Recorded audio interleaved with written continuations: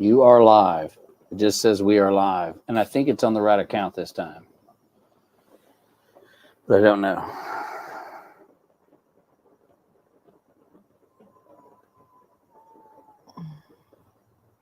Yeah, that's us. There we are. Now, is it on the right channel? That is correct. That is the question I have now. Yes. We're on the correct channel? No. Which is it? It's on Team Boom. Ah, son of a... Well. Wait. No, it's live. Okay. It's on the right channel. I can't tell. No, yeah. It is, Okay. it is. Okay. You have just Team Boom down on the bottom. That's why I thought that. Yeah. That's just for the stream. So, holy crap. for those of you that are going to catch this later, we're on early because I didn't trust that I would be able to figure this out on the spot, which I did not. Been messing with it now for what 30 minutes? Mm-hmm. So when people come in here, if you could let me know the sound's coming out okay. But I think everything is working correctly now. I think. Now, how I handle everything else as we go forward, that's another question. We'll figure that out. How I insert stuff and all that, I'll have to figure that out as I go. So I'll give it a little bit here. I don't have anybody in here at the moment, and we're not due to be on for a little while, so we don't even have to do that. If I can do it like this every time, I'll be able to get in every time, no problem. How do you share it from here? So, are you on YouTube right now? Yeah. Let me look at your phone. You should have a share button. Uh-uh. I don't have a share button. Let's take a look. Let's figure that out. All messages.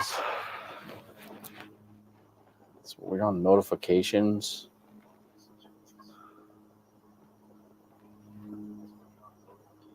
Okay, hang on. I'm going to close that out for a second. Team Boom Bowling. That's the live. Oh. Share. Okay. And then, hold on. Go ahead. Copy link. And then you can go to wherever and post the link. All right. I think. 2 viewers. 2. If you're on here, we're just giving it a minute for people to come in. We're on a little early. Like I said, I'm just trying this out. So.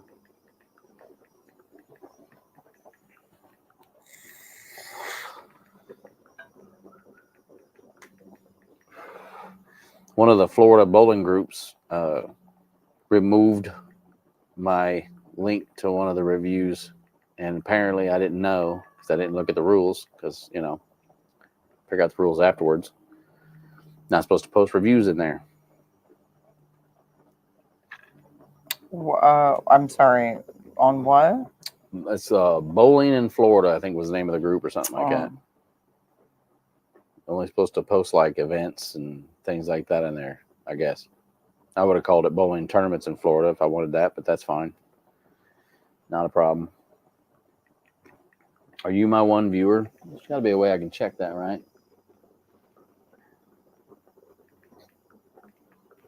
How do I do that? Live viewers, Team Boom Bowling. How do I? Yeah. Banners, brand, private chat.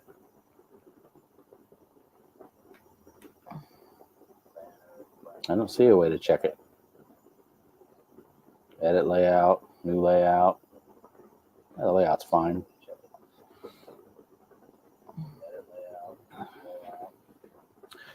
I know you can also do like if someone's in the chat, you can invite them in and share the screen with them and have like a little interview with them or whatever.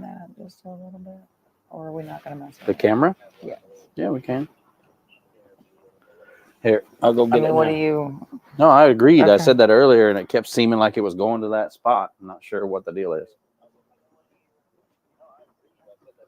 How's the lighting? I think I can go up just a little bit. Is that necessary or no?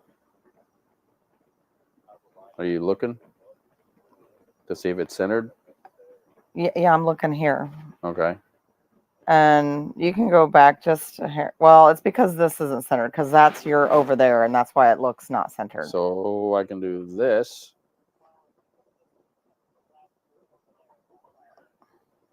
How's that? Okay, let me I got it now on here turn too. it toward you. Or, well, I know there's a little bit of a delay. So there you go. Oh, whoa, That's whoa, fine. too far. There, how's that? Looks good from here. Okay, that's good. I think that's good. Okay. It's got a little bit of a fire glare in the front. I don't know Turn the if you. fire down a little bit too. Got it blazing right now. Well, because it's cold. All right. You're my only viewer right now, so if we get more viewers, great. If not, that's fine too. There. A little lower fire. Yeah, that's good. Yeah. Still think it's still faced toward me more. It still needs to go toward you more.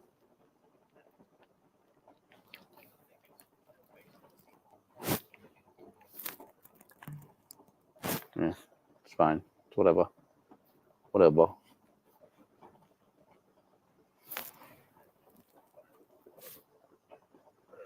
Well, either way, whenever this, we can kind of get started a little bit. I know nobody's here yet, but that's okay. We can kind of, this video will be on here for people to watch later on. So, what we're here to talk about is 2023. Well, you're not going to wait till 6? Yeah, I can wait till 6, but Oh. I'm saying, that's what I'm saying, is we can just do whatever. I'm not going to just sit here for 30 minutes. I guess we could, but as far as I know, I don't know if that other one will try to kick in at 6 or what. I don't know how to do that.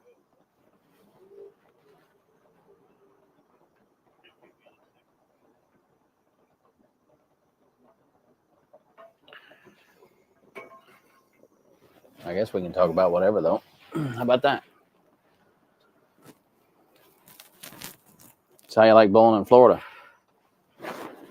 It's rather difficult. Why? The lanes are difficult.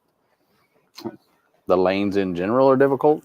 Well, I think coming from Kenner, I think that, and coming from a very easy house where you only had challenging shots at certain bowling alleys that you didn't really bowl out all the time, and then coming to a home bowling alley that we're bowling out all the time that is pretty challenging, is, you know, it's sometimes frustrating.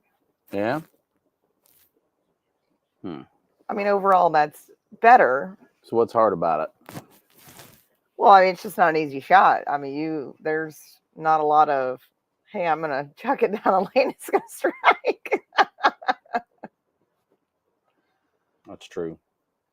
I mean, you really got to pay attention to what you're doing. You can't just, you know. We're talking about Vero Bowl, right? We were talking about Vero compared to Kenner. So for those of you that are wondering. Compared to Kenner, because obviously we came from Kenner AMF. That Perry. Is that the Perry from Kenner? Hey, Perry. That sounds like something he'd say, howdy. Is that Bad Back Perry? So for those of you that don't know, we're just talking about Vero Bowl. We live in Sebastian over here, and we bowl in Vero Bowl. Oh, from Indiana. Okay. Hi, Perry. Sorry to mix you up with a different Perry. Sorry. That's one thing on here when you got the names come up. I'm going to struggle with maybe who it is behind the name because it doesn't come up with a real name. But I might recognize some of the names that come up there. But so Vero Bowl is in Vero Beach, Florida. And that's where we opened up our new pro shop at.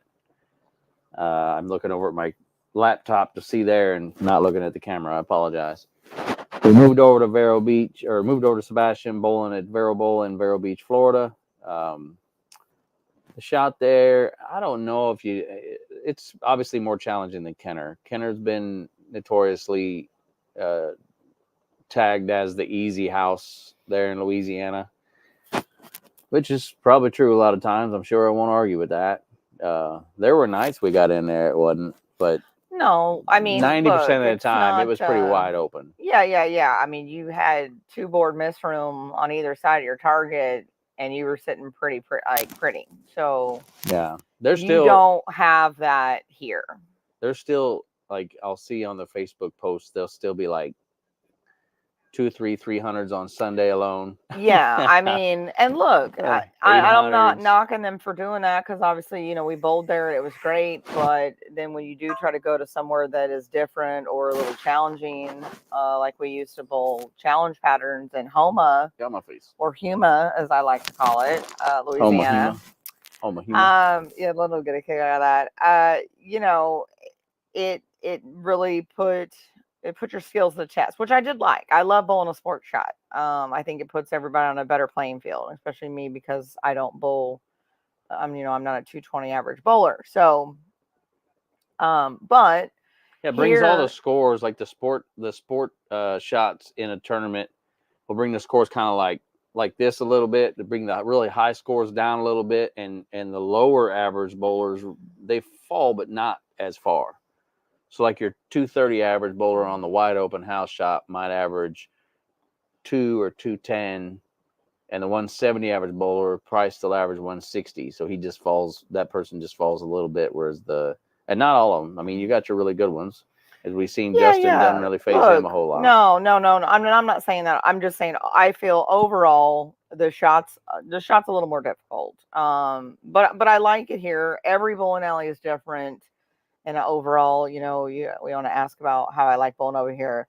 Every single bowling alley has a different shot, different conditions. Obviously, we'll get into that a little bit later because we're going to nitpick on some. But I think, Louisiana, and I don't know if it's because we were there for so long and kind of got used to those bowling alleys or those said bowling alleys that we bowled at all the time between Baton Rouge and New Orleans, and Homa, you kind of you had them figured out pretty quickly, or could figure them out very quickly. Here's a little bit different. I don't know if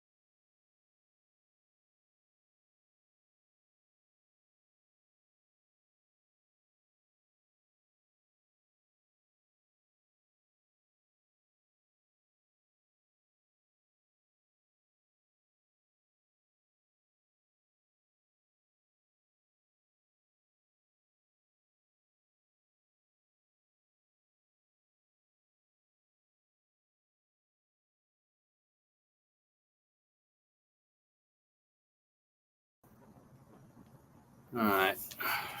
We're back. So, see if the microphone is working. Yeah, it is. It is. Okay, I hear your phone. Yeah, we're good. So, I turned it down. okay. All right. Wrong. We had to switch views. Yeah. You know, technical difficulties. All right. So, that works right for now. Till I figure out Sure. how this all works. All right. So, we're on subject of bowling in Florida. You say it's more complicated, more difficult than what you're used to. I feel like it can be. Depends on where we go. I feel like part of it is you've not been able to go out and practice. So it can be a little extra frustrating to you because you're not bowling up to what you would consider a good standard for you. Granted, I think Vero is definitely different. It's wetter in the middle, so you've got to move right. What are you pointing at? Are you going to tell me what you're pointing at? You're just going to smile. Like you were looking down there. I didn't know what you were looking at. Anyway, I'm just thinking. Oh. So, you threw me off. So, but yeah, the Vero's a lot wetter in the middle than what you're used to. You got to move right to find the friction on a house pattern. You know, the friction's always to the right. So, you're having to do that, which you're not used to, and it'll get you uncomfortable on top of the fact that you haven't been practicing, haven't been bowling. So, I do believe you got to throw better shots there for sure to score. And when you don't, you're going to pay for it more than say, obviously, Kenner as an example. So, but having said that, you can get locked in and bowl well. You bowled really well last night, game 3. So, I mean, you know, it's just a matter of getting you in the groove again, too. But I don't deny that scores would overall be lower at Vero. That's not always a terrible thing. I mean, I don't know. We're going to work on that. No, I'm over not. time, I'm not mad at it. I don't think it's a bad thing. I just, you know, first impression. That's going to be your first impression from a lot of our people and friends at, you know, from Louisiana, New Orleans to here. But rather than jumping right into that, do you want to start from the beginning on what happened this year? Which part? I mean, when we moved? Well, yeah. Well, actually, let's just start in the beginning of the year. Okay. Let's start all the way back to Do you January. remember January? What did we do in January? Well, January, I finally got the okay from all of my doctors that I can pick up a ball and bowl again. So And that was 2.5 years. for those of you that don't know, I was, we were in a very bad car accident back in 2019. In 2020, I was cut off from bowling. Obviously, my bowling decreased a little bit anyway in 2019. It wasn't the greatest, but anyway, with lots of surgeries and rehab and new parts, etc., I was finally able to bowl again. So I was out for almost 3 years, which was crazy. But every bit of 2.5. Yeah, it was definitely 2.5. But so I got to pick up a bowling ball again. So I resurfaced in the bowling world, actually as a bowler in January, which was very slow. It's still slow, but that's okay. That's what happened in January. It's not just, especially with the injury that you had with your back and your neck. It's not just that you haven't bowled in a while. It's everything you did was lack of exercise because you couldn't exercise, you couldn't do anything. Yeah. So I was on an extreme your weight. Strength and everything was down. I was on extreme weight restriction. So it was challenging. It was challenging. And then of course, when you get told you can't do, it's really hard to do things. So no. Could have done other things, but so that's what happened in January. So January, I finally got to pick up a new ball. What I do? Or a ball again. You don't didn't pay attention. Do anything significant? I don't think in January. What did we do for New Year's Eve last year? New Year's Eve. Okay, if you want to go back. So New Year's we spent in So we January, spent in Biloxi. Beginning. Oh, that's right. We went to last minute. Steve had this great idea to, hey, let's go to Biloxi and hang out. The casino's on New Year's Eve. And I'm like, can we even get a room? Like, literally, it's the night before. So it's literally Saturday, right? Or Sunday or whatever it was. It was literally the 30th. He's like, can we even do this? And sure enough, I found a room available at the Margaritaville in Biloxi, which is next door to That place several is nice. things. And the price wasn't even bad. Yeah. I For think New it was Year's like Eve? $300. Yeah, for New Year's Eve, that's in a and nice hotel. typically- That's really not bad. Well, yeah, because during Everybody the else's opinion, season, but those hotels go for over $400 a night. So no, so that's where we went. We had a great time. Went to a fire and ice party at the Golden Nugget that night. I think I won some money. no, you don't know. We were both drunk the other night. We might have won, lost. We don't. I feel like I won some money. We're just gonna keep that. I Your feel like head I was won some nodding money. at the poker table. Yeah, I did end up having. I almost passed out at the poker table. So that's what we did New Year's. In January, I got to Did bowl we bowl again. any tournaments? Did I bowl any tournaments early on in the year? I know I did not bowl the I- Juno again. I don't know. Well, no, you said you weren't going to. I don't. Was there a SASPA in January? I don't know. I know December. There's always Well- that one over in what is that? You know, What's the? I don't know why I always screw that up. But what's the name of that town that SAS? But remember at the bowling alley where the balls bounce everywhere? in Shreveport. Shreveport. There you go. Shreveport. That's in December every year. Well, actually, they just had that. I think. That just Yeah. happened. That's in December. Did either just happen? No, I had to have already. But happened. I'll go back to my trusty calendar here because I keep everything in my The calendar. SASBA, and for those of you that don't know, stands for Senior All Star Bowling Association. You know, since I'm old, I qualify as a senior, and really enjoyed bowling those. And now we moved over here, and it's just too far. I know some people travel that far to bowl. I'm not saying I never will, but I'm typically not going to do that. We did have a SASMA in January. However, but the weekend before that, though, I want to make an honorable mention to our friend Conan, or Co, as we call him. We had his 50th birthday party, January 13th. I remember that. Oh, that's right. We went out and visited him. He had that party out at that place. I got you. I know Yeah, that was pretty in terrible Slidell. description, but I remember going there. Yeah. So that was fun. Then I did that Sunday. I did something with my Bessie bride. We don't have to talk about all that right now. But the next weekend after that was this SASMA in Shreveport, the 21st and 22nd. And I'm pretty sure we made it. It's in my calendar. I'm guessing we went. I don't see a reason why we wouldn't have went to that one in particular. We went to Shreveport. Who'd I bowl Yeah. with? Was that one with That a trio, I think, bowled with Dale and Oh, Dale and Aaron. Dale and Aaron? That's right. Aaron That's Jones right. and Dale Dumbleton. That was a trio I like the trios. where you go Salsa. under 50, 50 and over, and 60 and over. And I went with two lefties because I ain't stupid. I bowl with lefties every chance I get. But we did well. I think we finished third. something No, like you that. guys did really well during that tournament. Yeah, we had a kind of a I always hiccup did there like at the those. end to not win that match. We could have won that match, and I split, and then Aaron split at the end to barely lose. So either one of us don't split, we probably win that match. Yeah, I always like those tournaments. Even though I obviously didn't bowl, I'm not a male over 50 or over 50. I don't think you necessarily have to be a Definitely not male, a male. but is it only males? No. Oh, okay. But anyway, I'm definitely Michelle not. Stevens bowls. Oh, that's right. Okay, yeah, I mean, yeah. there's other women too, but she's the one that comes to mind. I know she Okay, bowls a lot. typically though, you don't see any women there. Yeah, it's just over 50 predominantly, and under 50, But and of course, I was never able to bowl with him, It's even that being way with under tournaments in because I general. wasn't Why do able you to bowl. suppose there's not enough women competing? I Uh, know some women compete. Before anybody attacks me, I know people women compete. I will but say this: the participation between the men's participation versus women's participation is pretty lopsided. I will say this though, but I'm gonna bring that up, and I know we're gonna backtrack here. You but go ahead. I'm gonna grab another beer. You want one? It is right here. Oh, you got beer. Okay, will you grab me a beer? I will say this. I've definitely seen an uptick of women participation here in Florida on You a have? lot of different. Where at? Well, I'm sorry. Up in Palm Coast, there was there tons of was a women. lot up there. Yeah, that's right. Tons.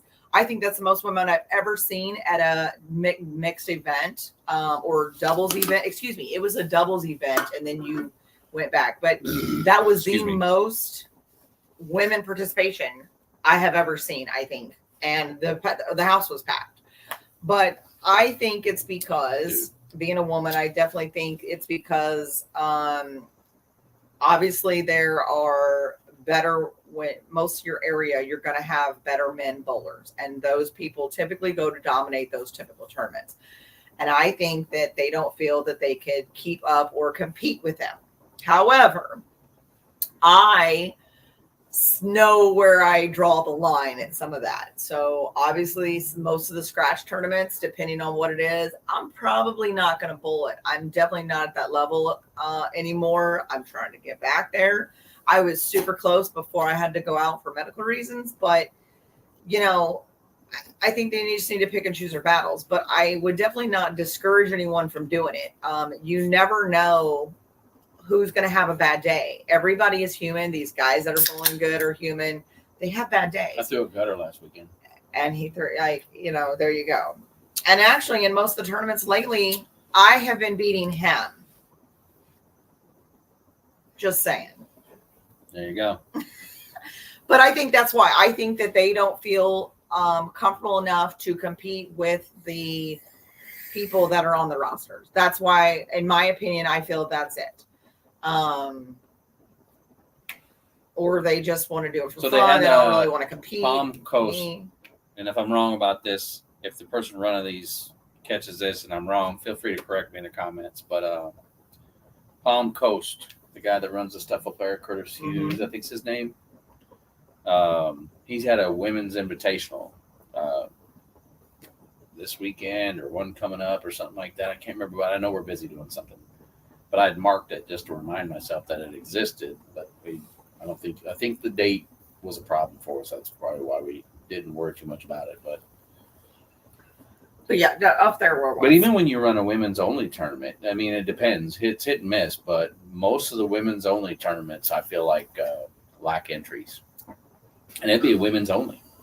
So they do. I don't know why that is. I mean, they're harder to come by. I know that. Like, they're just hard. I think women bowling there's just less in general. So, like, if you go to a town that say they got 5,000 bowlers, and let's say 5,000 are men, 2,500 are men, 2,500 are women, you're going to have out of that 100 men that are willing to bowl tournaments and maybe 15 women to 20 women that are willing to bowl tournaments. I think that too, a lot of women that obviously bowl, you know, on a league tournaments, or whatever. To do. I think that they just don't compete. They want to do it for fun. They don't want to go extra on a Sunday or whatever. And I get the most tournaments are on Sundays. Sunday's typically a family day for a lot of people. A lot of people have kids or run around with whatever. I think it's just, you know, unless you really want to do it, I don't think that they're gonna get it. I mean, they should. I wish more would do it. I mean, it's fun. There's, you know, travel leagues and other things like that around. I just, you know, but that's my thought on that. All right, February. I'm gonna go to February. If you want, it's almost 6 o'clock. I figured when it hits 6, we could start going over some of our subjects. But you can more than willing. It's just I said we're gonna start at the beginning of the year. That's fine. Go ahead. So February, the 1st of February, we did our annual Super Bowl vacation.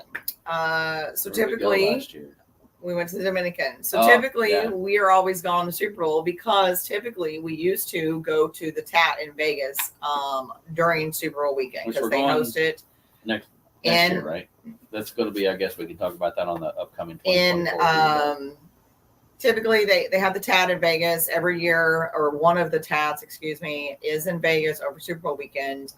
But since I haven't been able to bowl, we haven't been going. And last couple of years we have spent it in the Caribbean. And last year we came to Florida to see the grandkids, and then we chartered off to Dominican. Yeah. We went to the Dominican Republic. So no bowling that you can remember. No. No bowling in February. There was no bowling in February. I'm looking. Seems odd.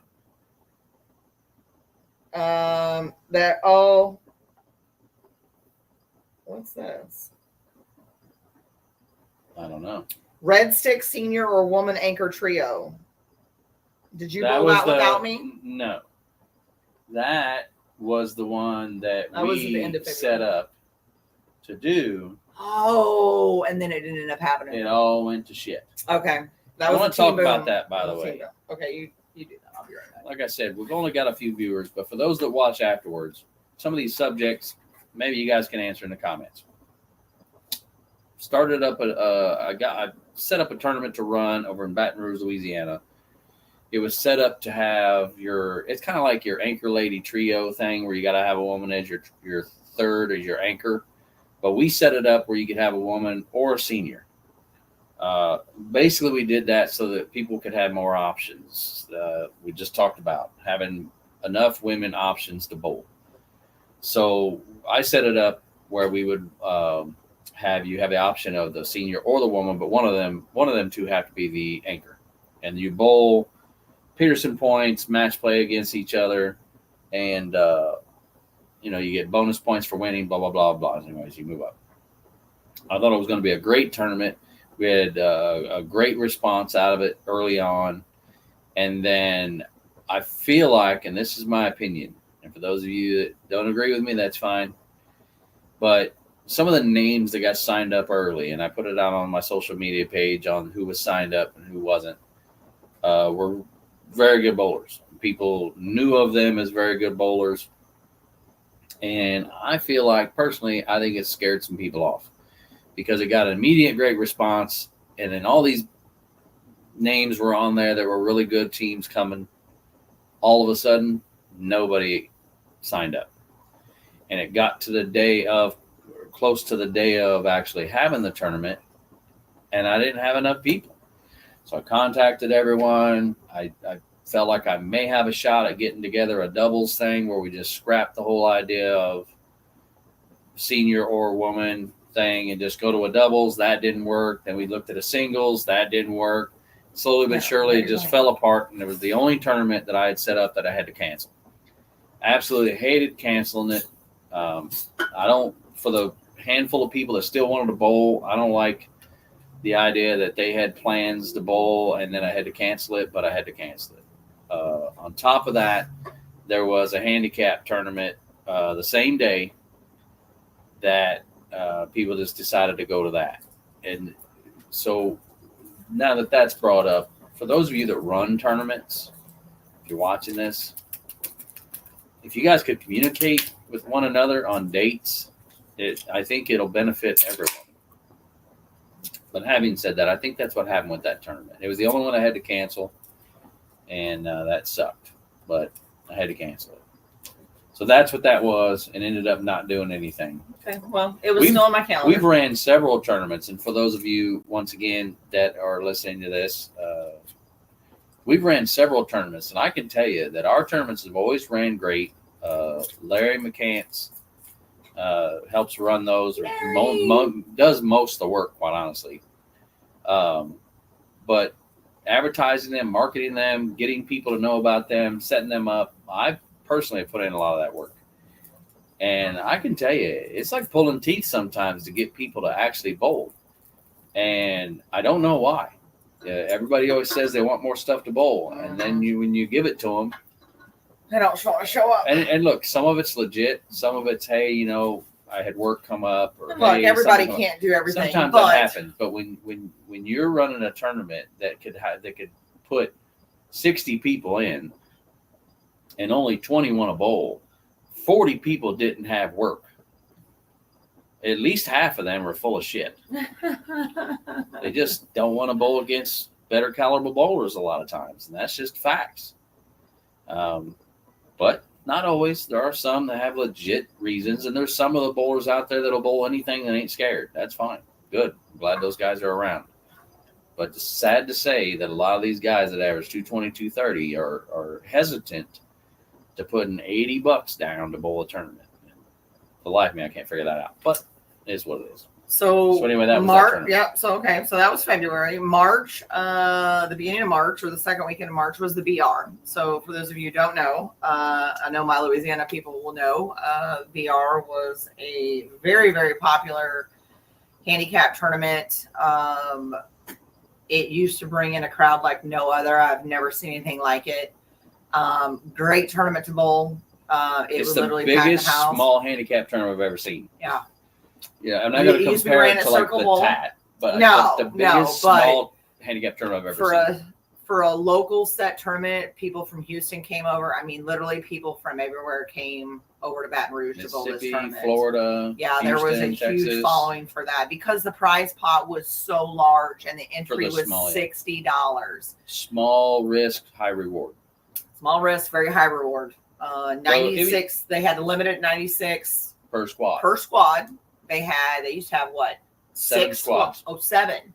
Because you'd go fresh, burn, double burn, re-oil, fresh, burn, double burn, triple burn, and by that last squad it'd be like midnight before everybody got done. And then I think they cut that last squad because it was going over to like midnight. Like they weren't even getting done because it was always behind. But honestly, of course, with 96 people, to my it's gonna be memory, behind. they kept that squad. What started cutting it The in betweens was the loss on entries. They Well, stopped that doing too. it because they didn't even have full squads during. Yeah. So we could talk about that But as anyway, well. but then they moved because Circle closed down. They But moved they were to losing entries AMF. even before Circle closed They down. did, but not that many. I mean, they lost. When I some, first started bowling it, the prize would be like first place would be like over $6,000, and you couldn't get a spot on that first squad unless you prepaid. Mhm. If you Which tried we used walking to. in We that used to morning, prepay 96, every time. 96 people allowed on that squad, and you wasn't going to get a spot unless you paid in advance. Yeah.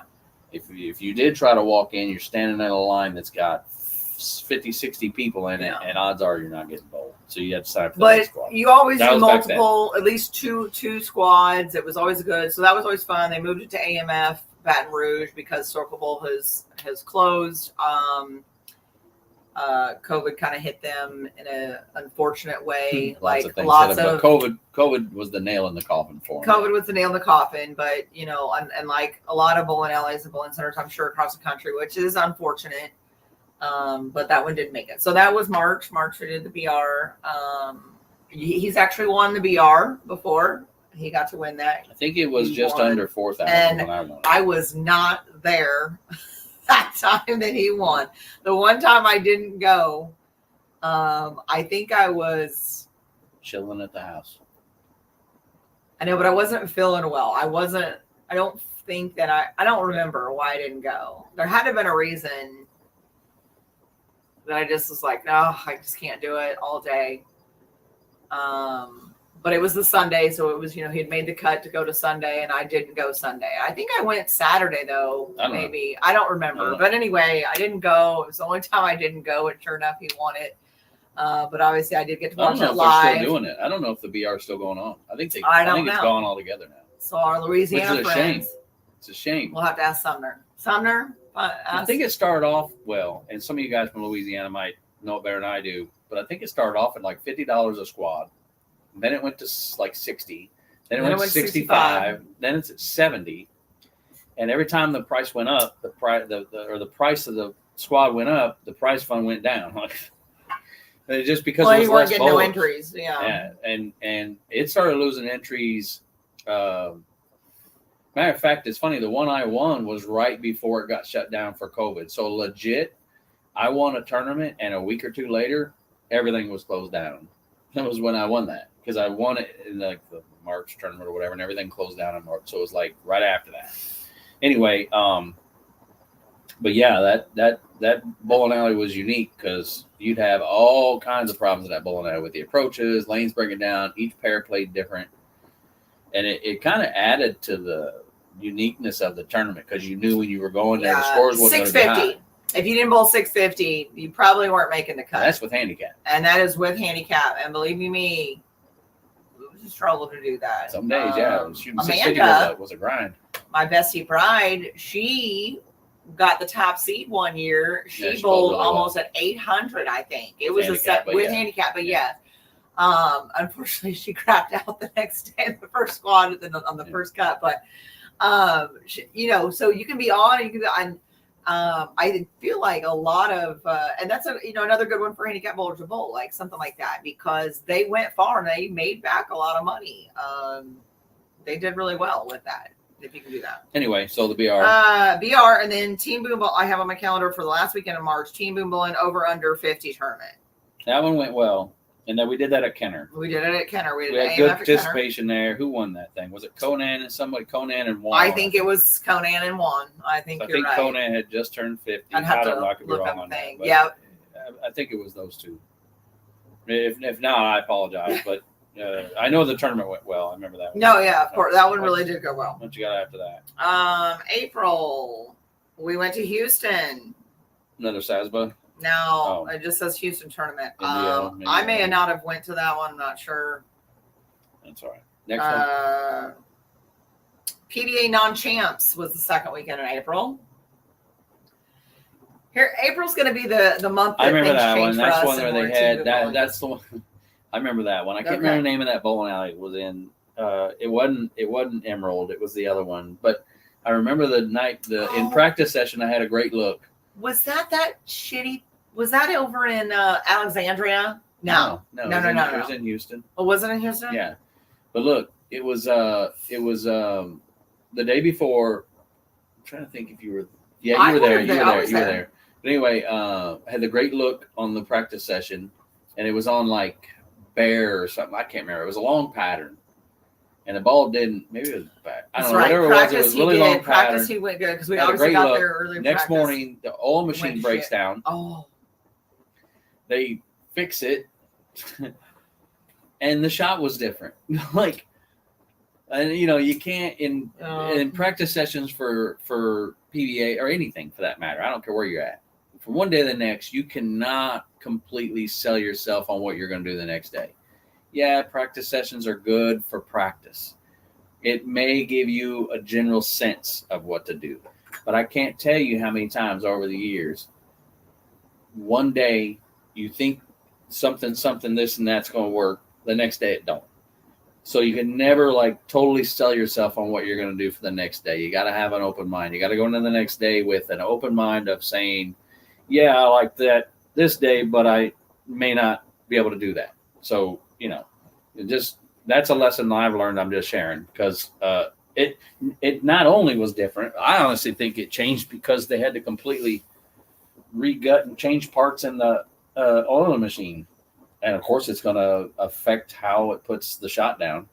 But the shot played way tighter the practice session, and then completely changed how the shot played the next day when they had to work on that oil machine. But it is what it is. so I'll have to say that April was. I think I missed by, I don't know. April was 40 the turning on the point cut. for us and Team Boom Bowling and obviously our lives. And I'll say that because the next event that happened is where I revealed to the girls that what was happening. What's the girls? When we went on our girls trip, Oh. I let the girls in on the secret that we had been holding because we had been I thought you might have been talking about running your back and forth from Florida really, really quickly because at the same time during this last month between Sorry, I didn't mean to interrupt. what you got? He commented, it's the Copperfield. That's what it was. Copperfield. No, Okay. I will not be going over that direction. I'm going to find some PBA regionals over here. There's actually more options throughout the year to bowl this direction, so I'll be able to do that rather than go all the way Copperfield, over yeah, there. that's right. Being all the way over here in Florida, for me, it's just too far. But it's Copperfield. When he said that, Yeah. I knew that's what he was. That's where it was. Remind me of that. So in the end of March, I'm going to have to say, or March, Steve was scomming the internet. I think he kind of came upon Got it bored one day. randomly. Unfortunately at work, probably while he was at work. My boss might see this. His other My job, old but that's boss. okay. And I was he messing on- found a bowling alley that was in need of a pro shop. Now, little background, we had planned to move to Florida to be close to the grandkids in 2024. Anyway, didn't want to do it when we got married, so we had the year, so we were planning on doing it in 2024. That was the original goal. Then he came across this, talked to them, and then we made an impromptu trip over here, literally an overnight trip. Came in, looked at the bowling alley, looked at the space, talked with the manager, and went home, talked about it, and made the decision and said, let's do this. Because I let the girls know that it was for sure going to happen on the girls trip that I had in April. So yeah, So that's when it. That's what when was that things from changed. April to June? Now we had somewhat looked at homes over Yeah, here. I already had a travel agent but- because but I'm very- ridiculous. very Or, I mean, relaxed. a I would realtor, call not it a very relaxed searching for homes over here. Oh yeah. Because we thought we had another year and a half or so at least before we're going to pull the trigger. Yeah. So from April of 23 to May. 'Cause June. we closed in May. and we closed in June. We closed June 1st. Yeah. But I'm gonna Well, call okay, that May. But whatever. From April to June 1st.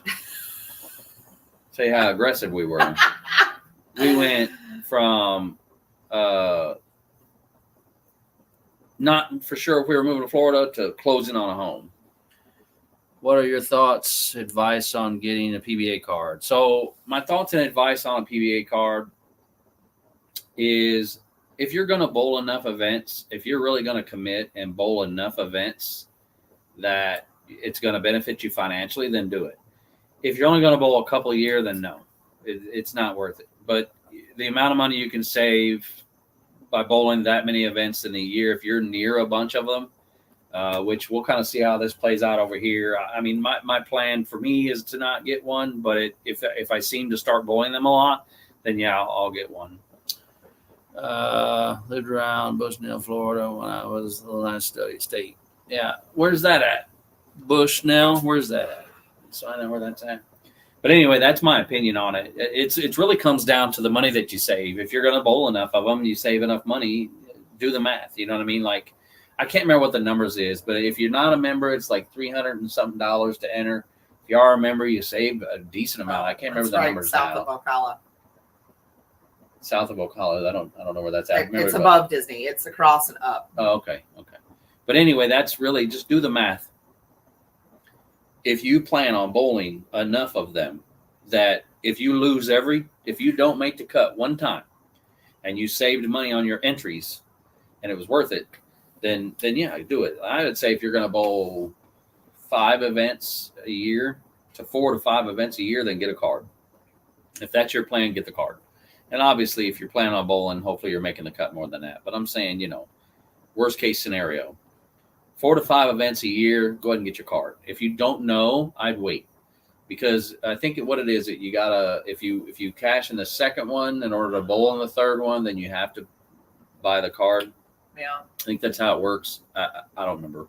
I've looked it up and I haven't remembered it because I don't look it up all the time. Because like I said, at this point, when I was living in Louisiana, the only real events that were somewhat close to me was the Houston ones, which would be 1 or 2 a year.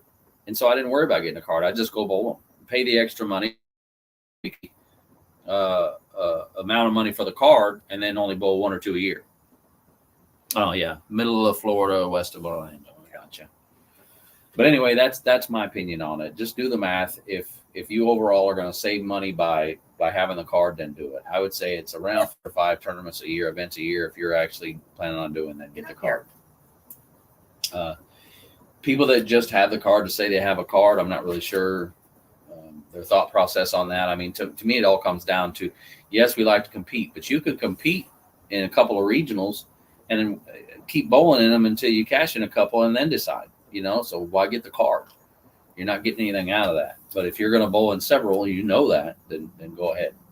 But I definitely plan on bowling some more over here. It's definitely going to be more accessible to me now, drivable within, to me, my tournament limits are around 5 hours. I'll drive up to 5 hours to a tournament if the tournament's worth it. The farther you drive, the more the tournament needs to be worth it. But the PBA, I like the PBA events. The PBA events, they do cost a decent amount to get in, but they pay out really good. They're ran really well. I love being around, and unfortunately, some of them it's not this way, but I love being around people that know how to bowl with etiquette with the double jump rule. People that know how to do that gives you the ability to just really relax and bowl, as everyone else is following it. It gets kind of frustrating whenever people are trying to do the double jump rule but don't know the double jump rule. It's not hard. It's really simple for those of you that don't understand the double jump rule. It's simple. Somebody from the pair to your right goes, somebody from the pair to your left goes. The pair, not the lane, the pair. When that happens, then you go. That's it. No more complicated than that. Ponchatoula, Louisiana. Yeah, okay, for a good bit all my life. Worked at Tiffany Lanes, Mandeville. I never been to Tiffany, but I bet I got some friends that did. Nope, I've never been to Tiffany Lanes in Mandeville. We didn't go up that way. I don't know why, but we didn't. No, we didn't go to that Mandeville We Bowl. went to a lot of bowling alleys around Louisiana and Texas, but They probably and didn't Mississippi. they probably didn't run any tournaments there or anything, or nobody had one there. Otherwise, we Or at probably would least have if they went. did, we didn't But know about them. Mandeville would have been a little bit north. I mean, well, no, If the that's tournament was worth it, I'd go to that. Oh, yeah, It would've been yeah. no problem. But yeah, hopefully, I'm definitely looking at some of the upcoming. The one over here in what's that? The Lake Village or the Villages? The one that Tommy won Yeah. last year is one of them Yeah. I looked at Yeah. potentially going to. Yeah, the schedule just the PBA. He'll probably do more and me more tuned into the PBA schedule than 2024. It was just a super crazy year with us Yeah. legitimately moving. There was a lot going on. We started the business like legit. I mean, we've had the business for a while, but now the business has a shop, right? A legit shop. So it's just been The business been officially super, super started busy. in 2022. Yeah. But as far as having a shop, an actual pro floor shop. space Yeah, floor space. in a business shop, that didn't happen until July of this year. But Yeah. we're almost to that point. We'll kind of move it along too, because we don't have to go month to month like that. No, but 'Cause so we're that's kind what of happened. into this April expected. April was the turning point, and when we decided to take the leap of faith. And that shop and over there was empty for Over like a a year year. and a half. a year. Uh, Yeah, but that's when we Over a year decided it was empty. to make the move to Florida. We committed and said, let's do this. Not opportunities don't come around every day. And at the time we just decided to do it. Sometimes you been- can't pass up opportunities like it's been that. doing well. It's growing. With the pro shop business, I've always felt like it had to do a lot with your relationship with your customers. And so a lot of your bowlers, especially, I guess you'd call them higher average bowlers, are very reluctant to go to people they don't know. They get comfortable with the people they're going to. And the unfortunate part for me is, and that's fine, I knew that going into it, is a lot of people that already had their people in this area that they were comfortable with. And look, that's fine. I'm a bowler. I get it. I would not try to steal you away from anybody, just for the record. But having said that, if you are curious, you're more than welcome to come see me, and we can work something out and get you drilled up. But it's been growing. It's been doing good. It needs to continue, and we'll keep working on that as we keep growing and getting the word out to people, about us. And we got lots of allowing them videos come to see us. do. Yeah, this It's is my fault. yeah. We haven't done some of the videos out yet because of the balls. But You want to do the ball and reuse, or what's on your list? Let's start on your list. let me look at my list here. Things I wanted to talk about. We can end with the actual balls of the year. What Okay, I will let's talk end, okay. about. We're going to end with our top 5 balls of the year. All right. And we each have an honorable mention, and we'll explain why. But that is coming. So for those of you that stick around and want to ask any questions, also if you guys have any questions about layouts or equipment or anything like that, definitely feel free to just chime in, and I'll do my best to kind of catch that and address those questions. So I just typed down some fun topics to talk about with bowling and that I know gets some people Some wound of up. these are going to be good. So, 2-lane courtesy was the one thing I put down. I know I just talked about the double jump rule, right? All But we're right. talking mainly in like league or your little cheap sweeper that's, $50-$60 to get in. 2-lane courtesy. It seems like it's in some places more rampant than others. But it does seem like it's more and more kind of almost expected by some. So I just, and as me and Michelle kind of share our opinions on this, Yeah. feel free to chime Of in course, your the opinion on opinionated that. one has a thought on that. Well, 2-lane courtesy, to me, there's a place for it. There is You a know, place for it. It's not necessary in most places. If you're bowling league, let me use league for example, just for those of you that disagree with me, and that's fine. We can disagree. I'm cool with that. But this is my opinion about it. We're bowling league. League to me, yes, you're trying to win your games. There's a competitive nature in me. That's just what keeps me going. Having said that, it's league. It's time for me to socialize, get to know people, enjoy myself. while trying to win. But it's not so important that I need 2 lanes over to execute my shot. Now, typically, I don't need that anyway. Maybe on something that's a little more difficult to really focus in, it might help. And that's where the double jump rule comes in. When people do that correctly, it's so organized. And nobody's not knowing when it's their turn. People that know how to do it, go when it's their turn. Everything runs smooth. It's less stress on everyone. But a lot of bowlers don't understand it. You got 75% of, 90% of the bowlers don't know how it works. 75% of the bowlers don't want to do it.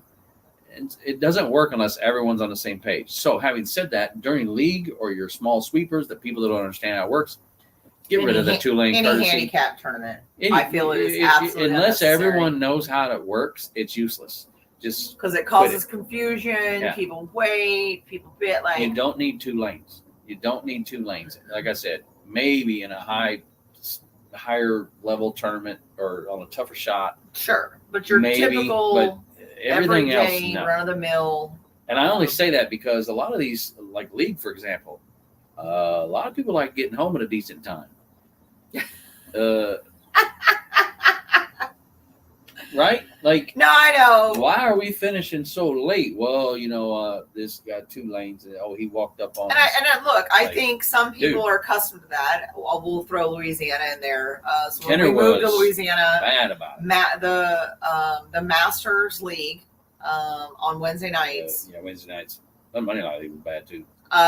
They were super strict on the 2-lane courtesy. I feel that it has kind of went by the wayside a little bit because, just to full transparency here, I didn't like to do it. I didn't see the sense in it. It's handicap, like we're not, I get it, but I didn't get it at the same time. Keep in I'm mind, really we're talking not- about the same bowling alley that we talked about that was easy to score in. That's correct. And most people half of them didn't understand to count to 2 anyway to move over sometimes. So it was hard. So I agree. it was, it is what it is. But no, I Darren think agrees. we're on the same page.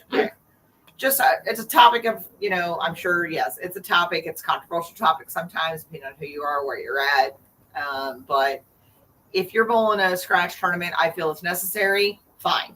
If it's handicap or league, it is absolutely not a necessity. And I think people need to stop overcomplicating And it's it. fine if someone wants it, but don't get mad at someone that That's they didn't correct. give Yeah, it to you. if I don't you care. If you wanna want it, know, that's your that's business. fine. But I don't But think it if should someone be mandatory. doesn't give you the 2-lane courtesy, Don't throw a don't fit. get mad at them. Yeah. Like, they don't have to. The only thing that really people need to do is give you 1-lane courtesy. And that's just simply because, for example, maybe they're dry. I might be playing 5th arrow. If you're up on the lane next to me, I might kick you. Yeah. So, but Okay. but What else 1-lane you got? courtesy is fine. But What you got? I had something else to piggyback off of that, but I forgot what it was. Maybe I'll come back to it. But that's 2-lane courtesy. Urethane on house. Here's the one where you beat a dead horse. But You're thinking gonna- on a house shot. we're gonna bring it up anyway. Now, let me start this though. I'm just gonna start the conversation. Urethane on house. If you are scoring with it, by all means, do what you need to do to score. I'm not knocking it if you're scoring. If you're not scoring, I'm not sure. Here's the thing. This is the comment that's been brought up more times, and I normally don't get into these disagreements on this. But the person using the urethane will tell the other guy, well, you need to learn to adjust. But yet the guy using the urethane is using the urethane because he doesn't want to get left of 3rd arrow.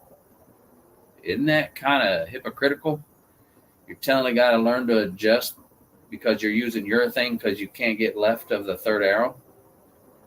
But at the end of the day, I'm going to use Juan as an example. Juan Costin Jr. If anybody knows Juan, shout out to Juan. The dude strikes at will with urethane. I'm not going to say nothing to Juan.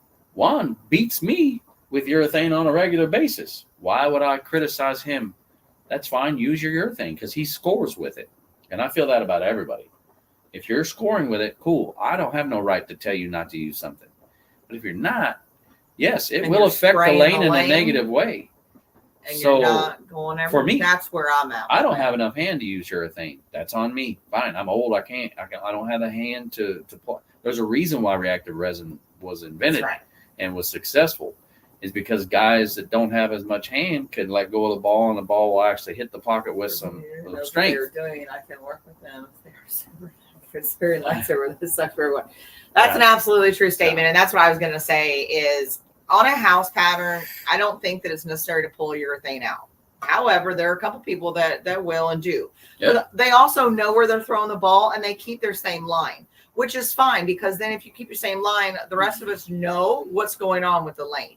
If you don't, you're Spray literally it everywhere. spraying it, and you're throwing the ball every which direction, and it is a nightmare to get around, and it's Also, super frustrating for someone Juan's like me left-handed, so I don't because, care. He can- well, yeah, Juan's left-handed, so he's the he's one of the No, exceptions. But either side, though, if you're scoring, again, fine. on a house pattern, I don't feel it's necessary. And if you think you need to pull it out because it's necessary, maybe there should be some other things going on with that. I mean, I don't know. Again, it's me. If you actually know what you're doing with it and you're keeping your line, fine, do what you need to do. But if you're spraying the Is it- lane, Boogie says, keep in mind it's a contest if I can get under your skin. Yeah. Yeah. you Some will guys not do be get a kick bowling out on of it. my And look, lane. at the end of the day, no. At the end of the day, if I'm bowling league and you're using urethane, I still won't get mad about it. I'll kind of chuckle. No. If you're scoring, It just makes I'm it frustrating. not gonna say for nothing. If you're not others. scoring, I'll kind of chuckle and I'll deal with it. Yeah. I'll change equipment, or I'll change lines, or I'll change releases, and I'll battle around it, because at the end of the day, I don't care, dude. You use what you want. But as far as like my understanding of it is, like, if a guy's scoring with it, then I don't blame you. If you're not scoring with it and you ask me what should I do, I would tell you put the urethane away and use something that's going to give you That's a bigger benefit.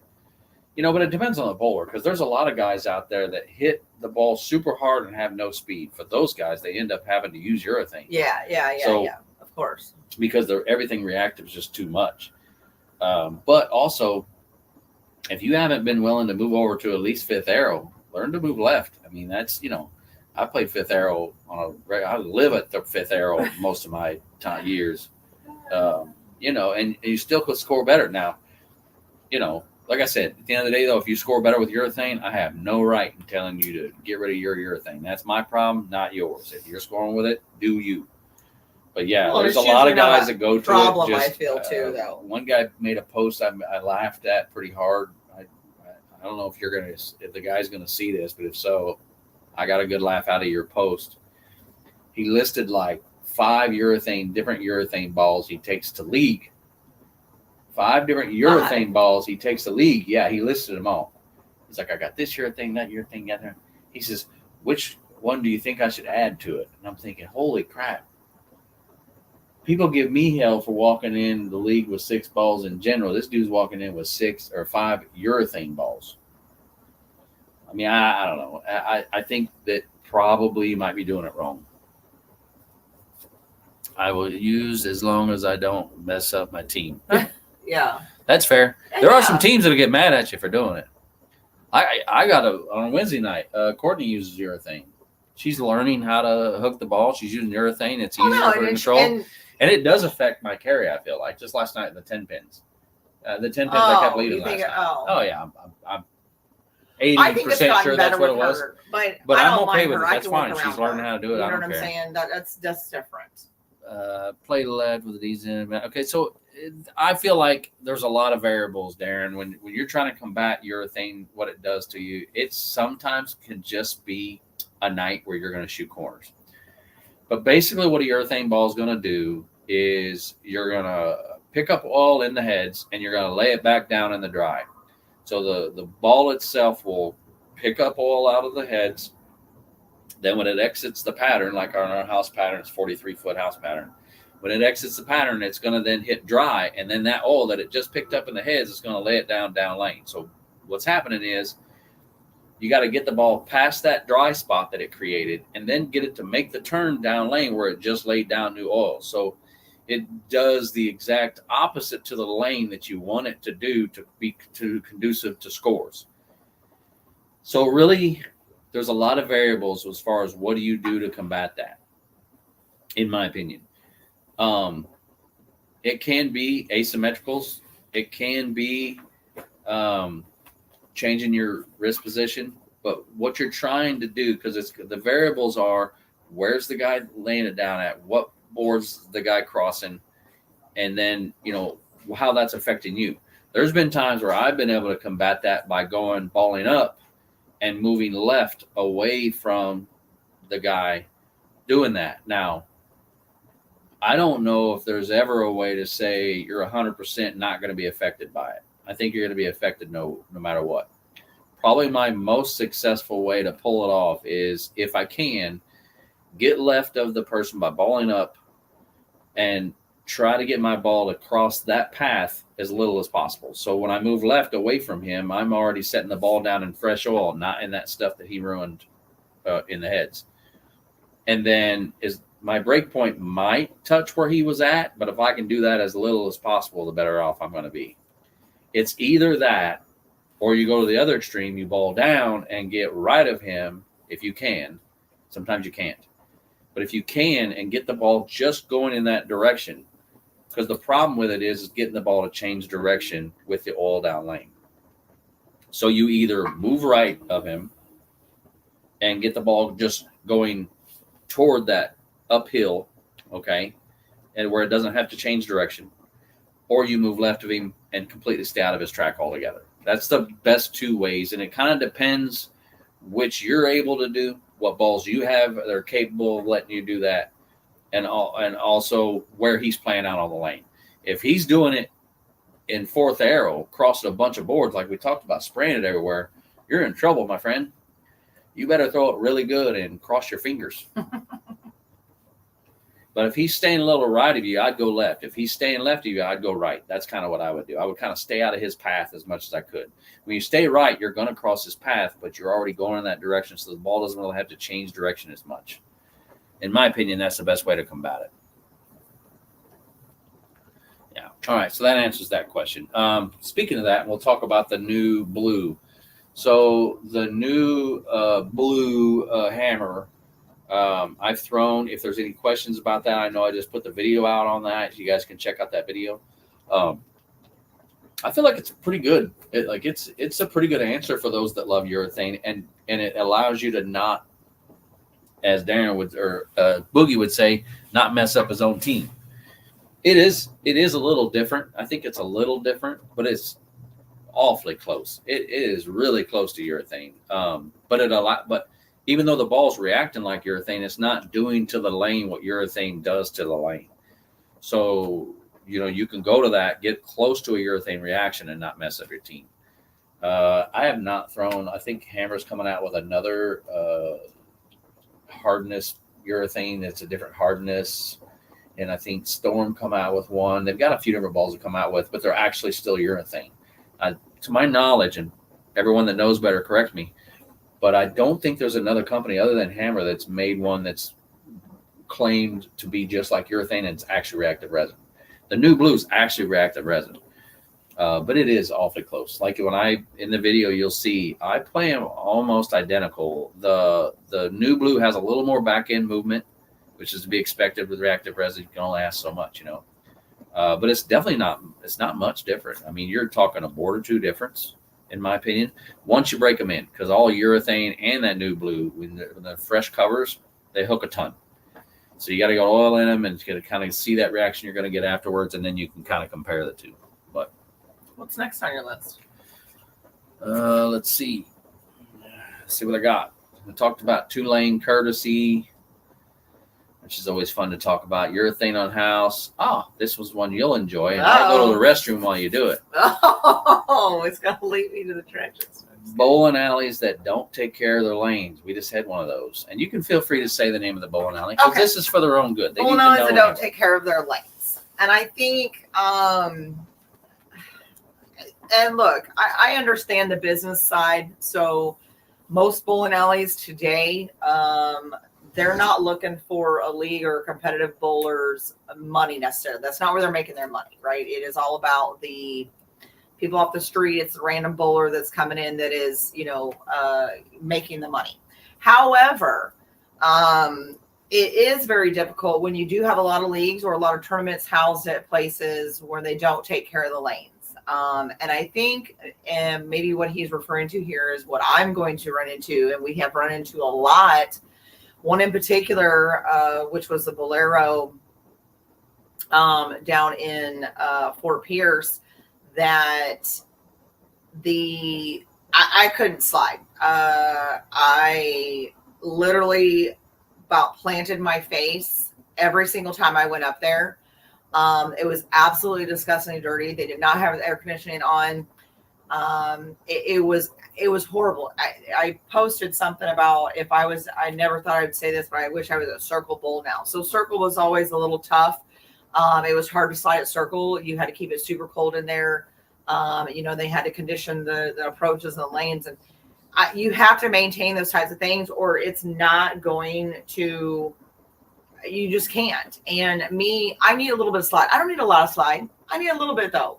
And especially, with the injuries that I had, they weren't from bowling, but my mechanics are everything. And if I fall or if something happens, I mean, that could be me out for forever. And it could be extremely dangerous because it is dangerous if you fall with a 15-pound limb on your hand. But it is super important for them to do that.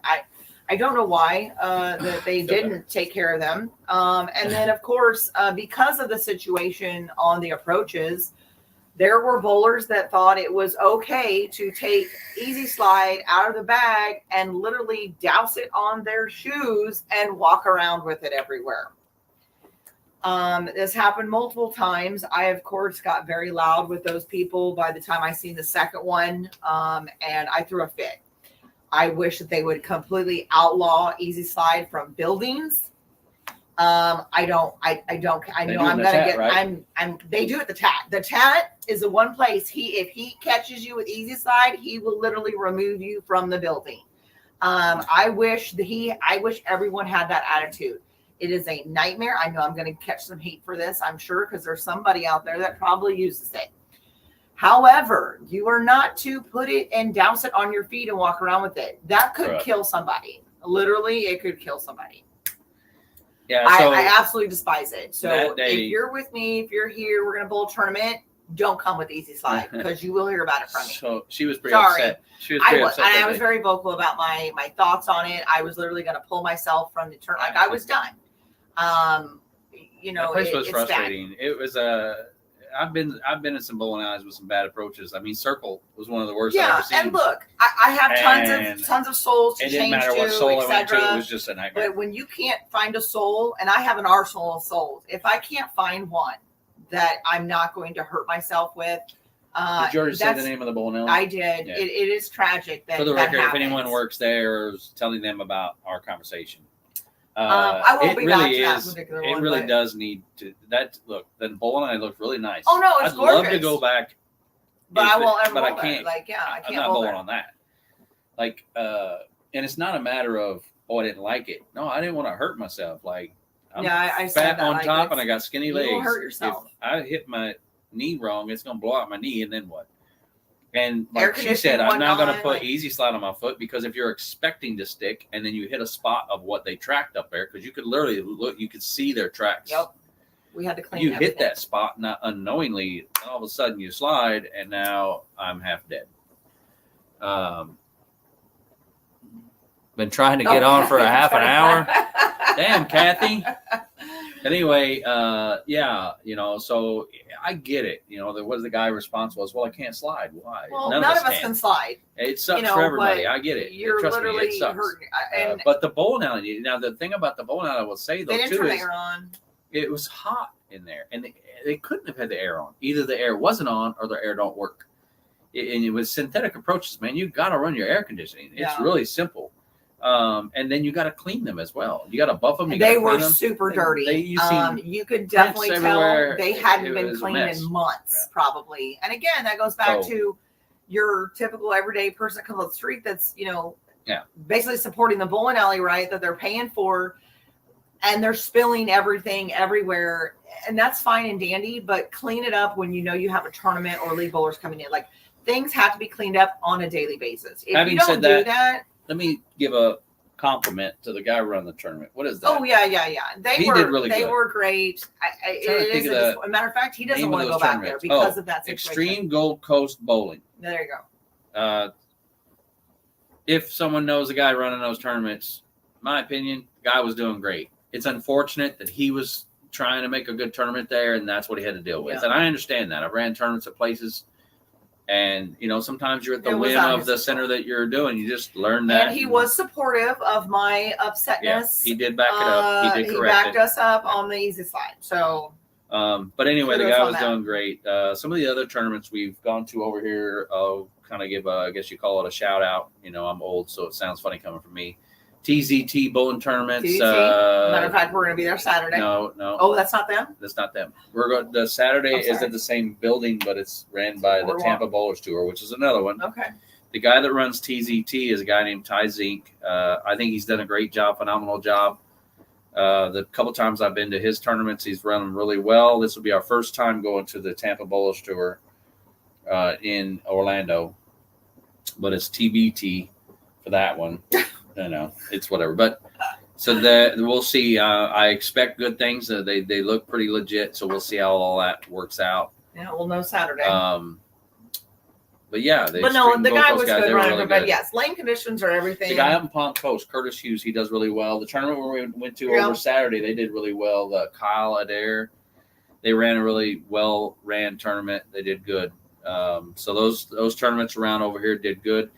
For the tournaments back in Louisiana that we were really happy with, our own tournaments, Team Boom Bowling tournaments, which for anybody that's going to be in this area, we are going to run some tournaments in this area eventually. We just had to get our feet wet. We're still It's been a getting long year. our footing in this area, so be patient.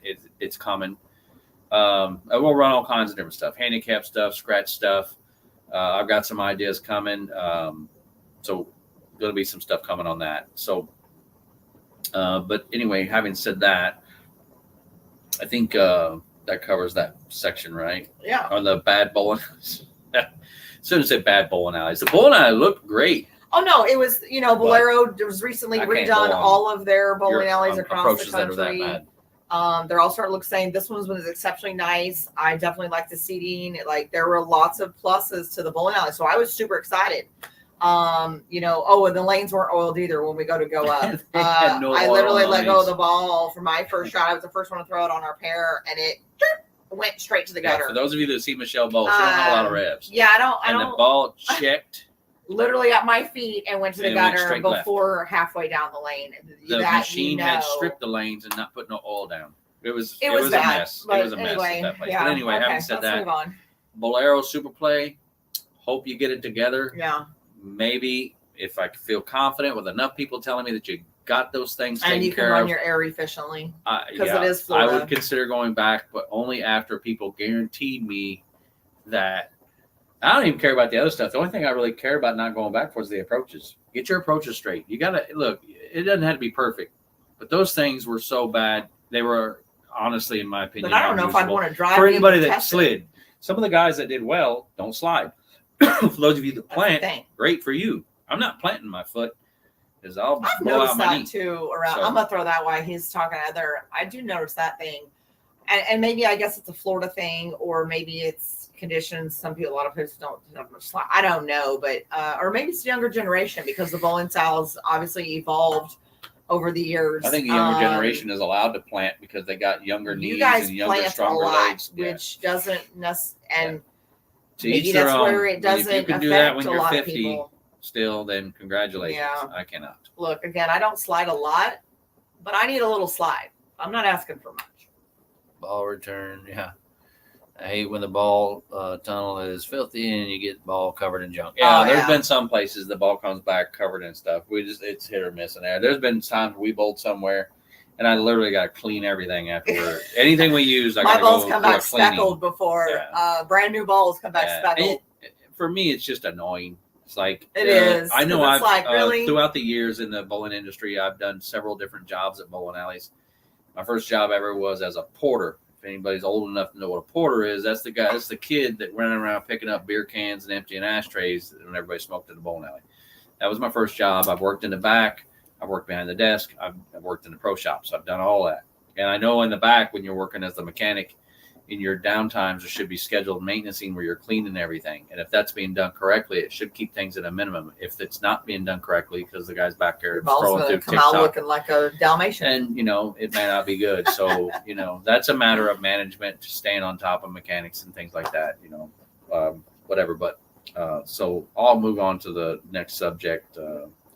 So the next thing I got typed up here is just to talk about some questions I get a lot in the shop on asymmetricals and symmetricals and what the difference is and what may be recommended to you and what may be best for you. Obviously, questions that people can ask, and we can talk about that as well. A lot of my things I go by, I really believe in a lot of everything, which I don't think it's no secret to anybody, is I follow a lot of what Mo Pinnell teaches. Mo Pinnell has passed away. Rest in peace, out of respect for Mo. His son, Mikey, I don't know him personally, but I've seen he's kind of taken on the role there of kind of going forward with Mo and his beliefs. But I've listened to everything Mo said. Mo was a genius. Mo Pinnell, when it came to ball motion and cores and things like that, he may have been the smartest, probably was the smartest guy that's ever been in bowling on those issues. But anyway, what Mo says on that, what's a lane shine? The word is really bar. So real quick, I'm going to answer this question. What's a lane shine? The word is really ball returns. So when I say lane shine, what I mean by that is as you're throwing the ball, I'm going to just direct the question real quick, and then I'll go back to what I was talking about. So when I say lane shine, what I'm talking about is A, the ball's picking up oil, so that makes the ball shiny. And then B, since I'm talking about Mo Pinnell so much, I'll bring up Ron Hicklin too. He's another one that I follow and believe a lot in what he says. The ball, when it exits the pattern, is going to hit friction, and that friction, like anything else with your sanding pads and things like that, creates a certain surface that it's creating on the bowling ball. All bowling balls eventually will have a higher grit surface on it based off of that friction. So they all become shiny. Some of it's oil, some of it's the friction that builds on it, but they all become eventually to the same surface. So when I say lane shine, it's a combination of it picking up oil and the friction that is picking up when it hits the lane. So I hope that answers your question there. But on the Mo Pinnell thing, when I was talking about ASIMs and SIMs, the way I explain it to people all the time, and I'm always willing to listen to other people's opinions and realize that I'm wrong or I'm right or whatever, but it's probably not the perfect example to explain it, but I consider a sim is like a V6 in a vehicle, and an ASIM's like a V8 in a vehicle. There's some pretty fast V6s out there with a lot of power. I think a V8's got more potential most of the time. I'm sure there's some mechanics out there that might correct me on that, but you get the point. Okay. So your big asymmetrical cores are more capable of getting the ball to come off the spot a little more defined versus your symmetrical cores are typically a little tamer, a little bit more rounded at the break point. Whereas you can take your asymmetrical, you can make it more rounded at the break point. And don't get me wrong, there's some ASIMs that are very rounded at the break point, but you have the ability with those cores, with that asymmetrical part of the core, to really change that shape and make it more defined. Now, Mo Pinnell always said that your speed dominant players will typically like your asymmetrical cores a little bit more. Obviously, that's not always true. There's speed dominant players that love symmetrical cores sometimes.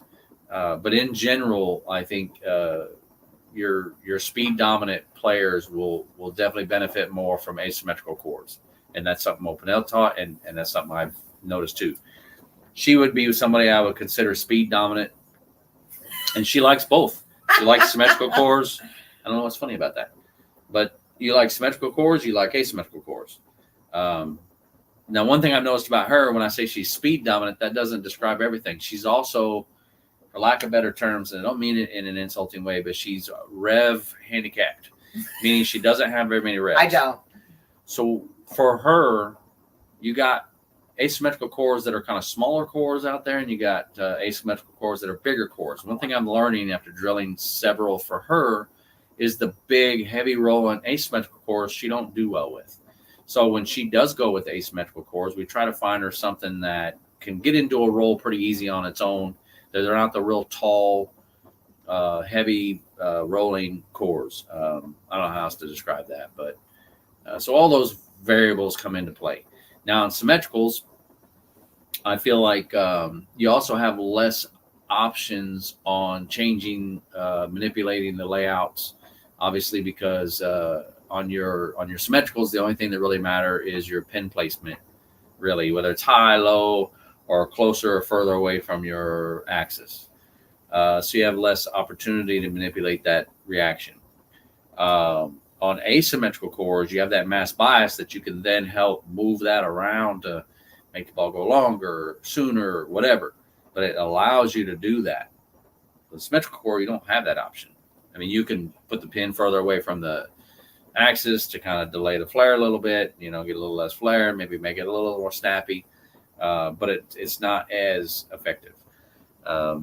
So I take guys like, say, when you say speed dominant, especially a guy that has a lot of speed and a little bit rev handicapped, but a lot of speed, I definitely would try to steer them toward your asymmetrical cores, and maybe even with surface, depending on the situation or they're bowling at. We just had a conversation with a customer today. As a matter of fact, he's going to drill up the hitter.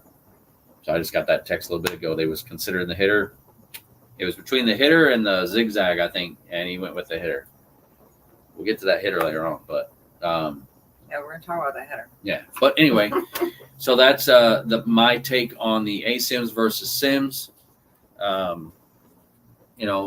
If there's any questions, and if you happen to catch this later and you want to ask a question, I'll definitely be trying to address any comments that I didn't address at the time. You can't, I don't really think you have one way or the other. You're equally favorable of the symmetrical or asymmetrical. All depends on the ball. It does depend on the ball. Me, it depends on the place I'm bowling at. At Vero, I use almost exclusively asymmetrical balls. I really struggle scoring with symmetrical balls in that house, which is strange because coming from Kenner, I can throw anything and score in that house. It doesn't matter. It's just a matter of moving left or right. But in Vero, if I try to pull out a symmetrical ball, I'm not going to shoot that well tonight. I've done it and tried every time. It's about 60 pins lower for a set, for a 3-game set. So it is what it is. But at that house, for me, asymmetricals. But in other houses with a lot more friction, I might, have to go to symmetricals. So my next conversation is kind of piggybacking off the last one. It's just solid versus pearls, I guess, versus hybrids. For those of you that maybe, most of you probably know, but if you don't know, your solids are typically going to be smoother and earlier. Your pearls are going to be, when I say that, meaning your reaction. Your solids are most of the time earlier and smoother. Your pearl is longer or later, breakpoint, and snappier. And then your hybrid is exactly what it sounds like. It's part solid, part pearl. And so you get exactly that in between those two. I favor the pearl. You favor shiny. It don't matter if it's a solid, everything that's shiny you like. That's true. And I think That's honestly true. that has to do with for those of you that maybe both similar to her. Sometimes if you're rev handicapped, okay, sometimes the surface is not necessarily the answer for you. And I say that because it also takes a little extra torque to get those things going. So for her, the shiny sometimes works better because it'll get the ball kind of going a little bit easier for her with less torque. And then when it exits the pattern, actually has a reaction down lane. Versus I've noticed with her, and it depends on so many things, but with surface, the ball will struggle getting into a roll. And then when it exits the pattern, it's kind of dead. So then when it hits the pocket, if I get fast, it's over. Doesn't work out very well, typically. Anyway. Yeah. So that's the thing. Not much of a conversation on solid hybrids and pearls, at least in my opinion, I think most people understand what those are and what they do. Like I said, if you don't, feel free to ask. So HK22, I brought that up as a conversation as well. For those of you that follow the Brunswick brands, I'm on staff with Deviate, so I only throw the Brunswick brands. I'm more than willing to take people's opinions about other bowling balls, and we'll sell whatever bowling ball you want to buy. I don't have nothing against any company. But I'm obviously more familiar and partial to the Brunswick brands. Now, the Brunswick brands this past year has come out with what they call an HK22 additive. It is not necessarily the entire cover is HK22. When you keep seeing this HK22, and I'm sure you Brunswick guys that know better than me might correct me if I say any of this wrong, feel free. I got it mostly right, I'm sure. But when you're talking about the HK22, it's an additive. It's a part of the cover stock. So the cover stock might be whatever it is, right?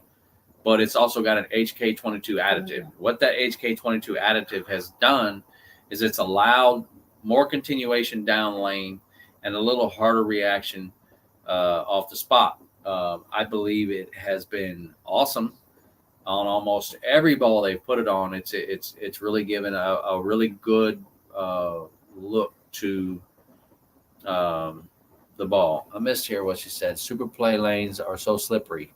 I don't know, Kathy. We were too busy sticking on the approaches. I don't know where you've seen that.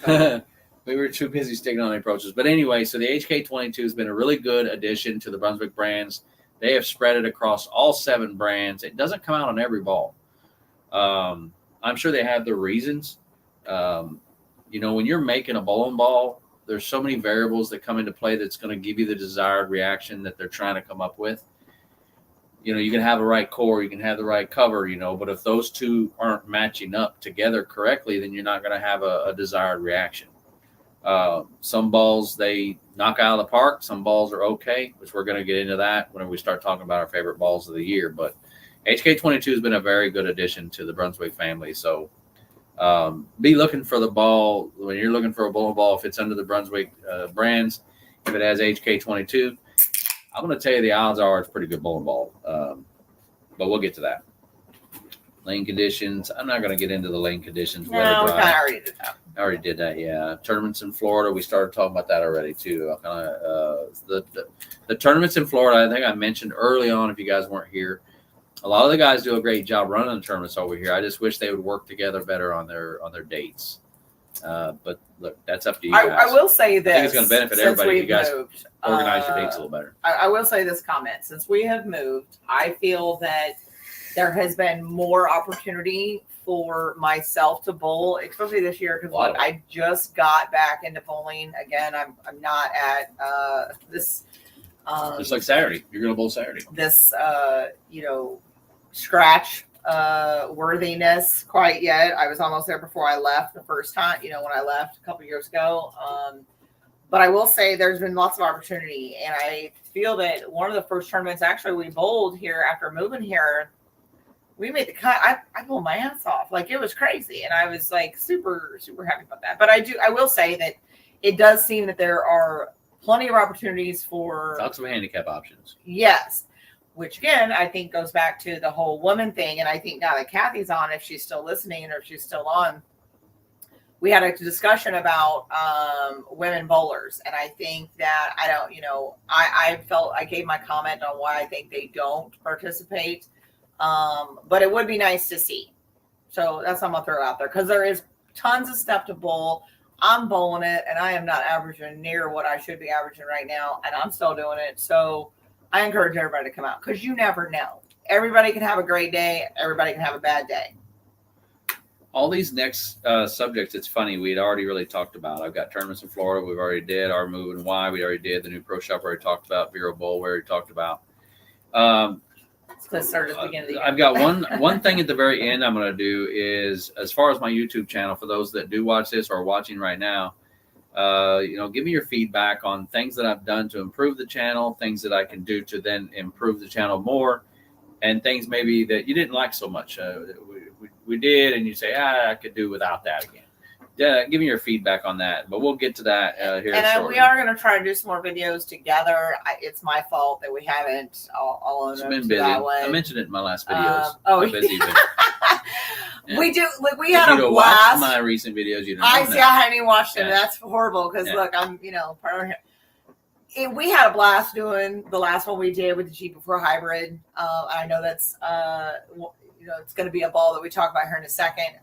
But I had an absolute ball making that video with him. I thought it was fun. She beat me that. I smacked everybody's ass. I swear I bowled a 300 plus that day. I don't know, but you whatever swept a lot. I know that. It was on. Bam, bam, bam. But anyway, I think they're really fun. I hope that's, something that our viewers would like to see, something different, different points of view.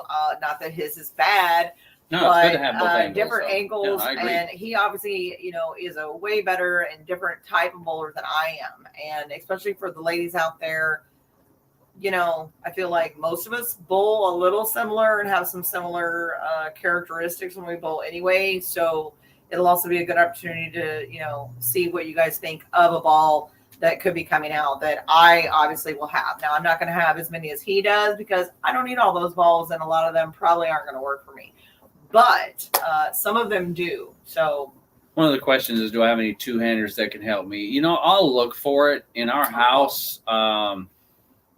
When I try it, for whatever reason,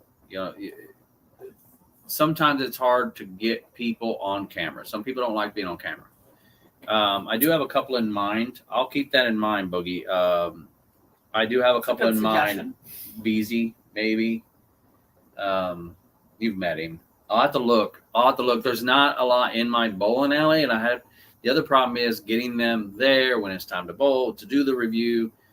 But I'm going to look into it. That's an option as well. I really like to do more of other people bowling. I'd like to get some other people, doing them besides me because, like you said, there's other types of ways to bowl and stuff like that. So getting that.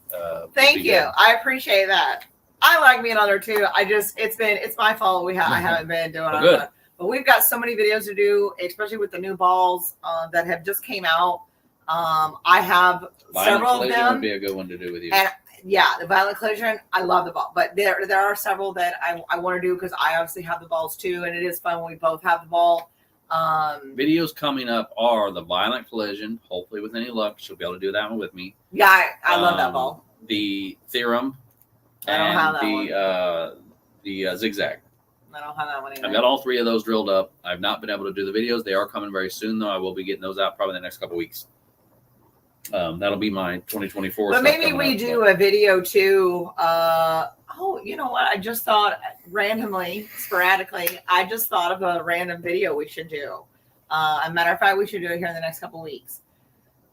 Our top 5 balls of the year. We should do a video. We can do that.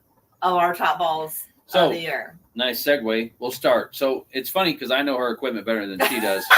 So I made her list of her top 5. He made my list, so I didn't even get a choice. I'm confident that I've got the right ones on Okay, here. let's see what he's got. Out of my list, you can talk about we'll call it your 5th place. Oh, 5th place. Okay. So you're not going to talk about the honorable mention yet. We'll Okay, do that 5th at place. the end. But your 5th place out of those choices that I typed down there for you. 5th place. Now, look, for the record, that doesn't mean 5th place is a bad bowling ball. That's a pretty good bowling ball. We drill a lot of bowling balls every year. If it's in the top 5, it is a very good bowling ball. At least in the person's opinion bringing it up. I'm going to say this for for number 5, only because I don't really remember it, and clearly I need to pull it back out. So this will be a good, I think, again, reason why we need to do the video is the Verge Hybrid. That was one of the first balls I used when I first came back at the very beginning of the year, and apparently I bowled absolutely wonderful with it. I don't remember. I don't know. Which one did you say? I'm sorry, I was reading. The Verge Hybrid. The Verge Hybrid. Okay, that's your number 5. That's Verge Hybrid's number 5. Did you remember which one it is now? Then you said orange and purple. That's funny. And I don't remember it, and purple's my Yeah, favorite. all right. Obviously, we That's buy a fine. lot, but that's fine. fine. Like, I need to. I don't remember it, show so it you to know what? I'm gonna pull it out in this video that we're gonna do the If top she don't 5. remember it, then it clearly made number 5, right? But her first night of pulling it out, she shot really good with it. So. Okay, so we're gonna leave that at number 5. Number 4, I'm gonna go right to number 4. I'm gonna say the Verge Orange. I love that ball. I think it was great. I used it a creamsicle. lot. when I first came back. Works really, really well. Love the reaction with it. It was good. It was good and rounded and continuous down lane for a solid. It was actually pretty. Number pretty good three. ball. And this is hard because It gets Oh, getting shit. hard at the top, doesn't it? It gets hard at the top. shit. Number three. Yeah. I put 5 down there plus an honorable mention. Go ahead, pick I one. feel- Bite the bullet. Okay, number three. Oh man, can I have three places? Okay, Mhm. there's going to be a reason I'm going to put this at number three, and it's not the reason you think. I'm going to put the Violent Collision at number three only because I literally just got it. However, I feel like that ball is going to jump to my number one or number What do you two. like about the Violent Collision? What's it do for you? I love it. The reaction of the Violent Collision for me personally is spot on. For me, when I got the I shirt on tonight. when Violent I Collision shirt.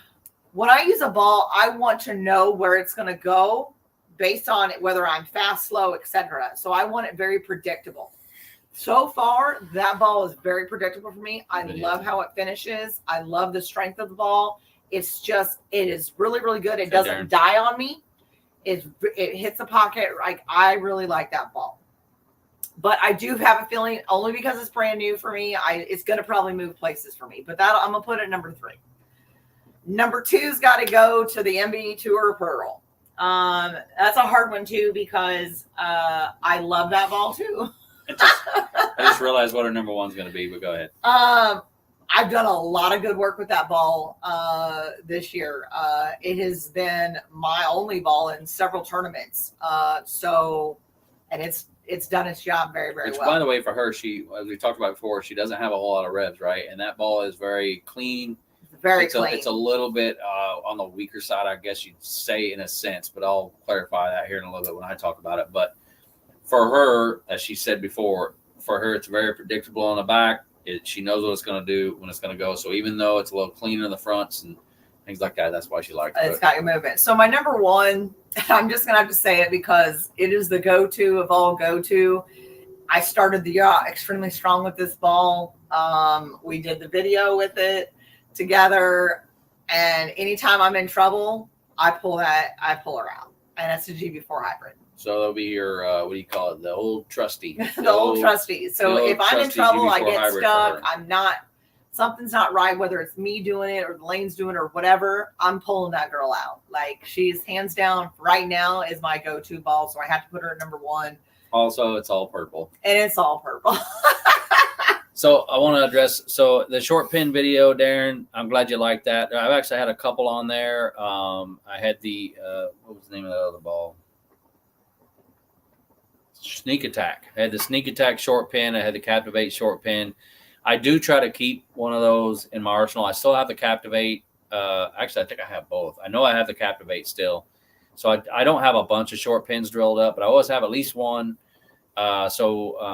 When I do need to drill another one up like that, if I feel like the ball fits that category that I want to do that with, I'll definitely make a video of it. And I'm glad you like that one. I do agree having those different videos are very helpful.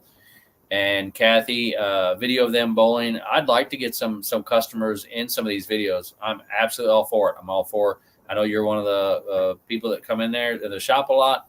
And I'm all for having you be one of the people on that video. If me and Kathy have a similar ball, maybe we It's just should a matter do of that. getting the time. Yeah, Yeah. for sure. Well, the hitter. I know you guys both have the hitter. Okay. So, and even though I've done a video on the hitter, you can do a video of That's you something two on the different. hitter, and that'd be good. So But, my honorable mention, am I saying that now? Or oh, yeah, am I go ahead. waiting? I'm sorry. I Okay, interrupted. I so wanted to address the question. My So, honorable mention for the year is going to be the hitter. Here's the deal with the hitter. I don't know if I necessarily like it right this second at Vero. He does. He loves it. There's a lot of people that do. It works really well for them. However, I did really like it because the first time I pulled it out was unfortunately at Bolero, where we had a lot of the lane problems. But I liked the ball and I liked what it was doing. So again, if we were on a different pattern, I believe we were on Route 66.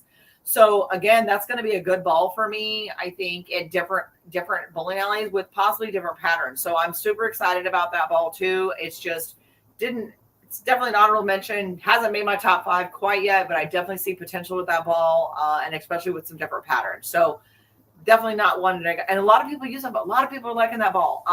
It is a really good ball. Again, maybe it's just You've me. I only don't used it have a a lot couple of revs. times, Yeah, I've yeah. only used it a couple times. So again, you know, it was literally fresh out of the box. I don't think there's 3 games on it for me yet. So maybe 3 games. I don't know. It's a different kind of reaction. It's very smooth. It is.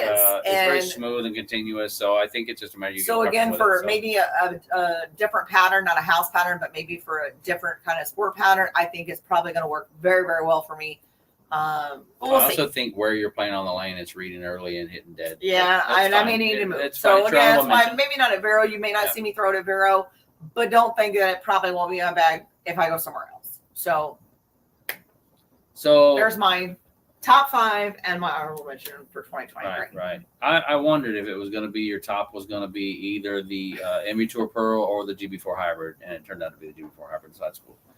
Well, I got to put my go-to at the top, right? Like you need to do that. But I have a You feeling got that the Violent Cuda Collision. Solid, the Widow Hybrid 2.0. I take it. The Teal Rhino. Need to work with your Piranha more. I didn't drill up the Piranha. I've heard good things, and I've seen people throw it, and it looked pretty good.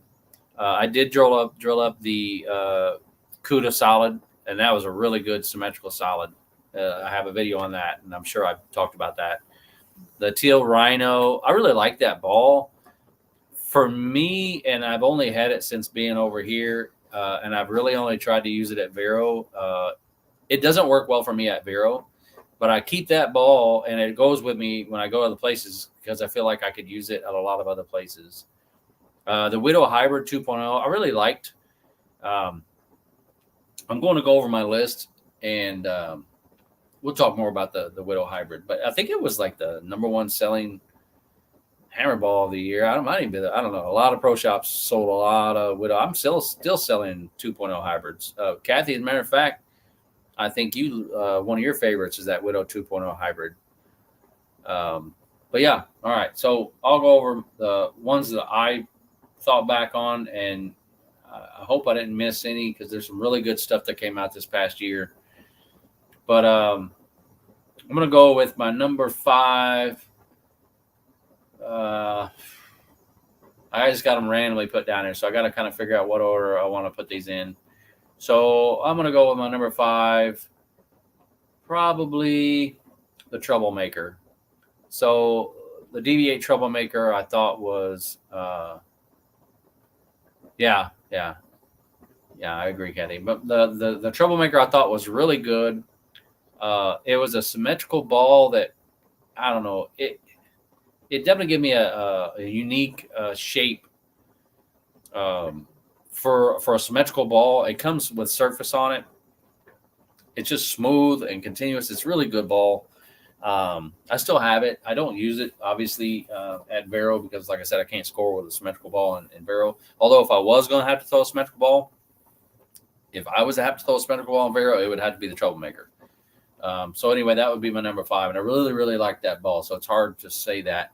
Number 4 beats it out barely, only because I feel like it's going to come in to play more often for me. It would be the Cuda Pearl, another symmetrical ball, shiny pearl. I know you mentioned the Darren. You mentioned, I think it was Darren. Yeah, mentioned the Cuda Solid, the Cuda Pearl for me. The Cuda Solid I really liked, but to make my top 5, I picked the Cuda Pearl as number 4. The Stealth Pearl, when I drilled it up first, and I really liked the Stealth Pearl because I could get in deep with it. It made the turn really good, and then I drilled the Cuda Pearl that did everything the Stealth Pearl did, but a little bit better.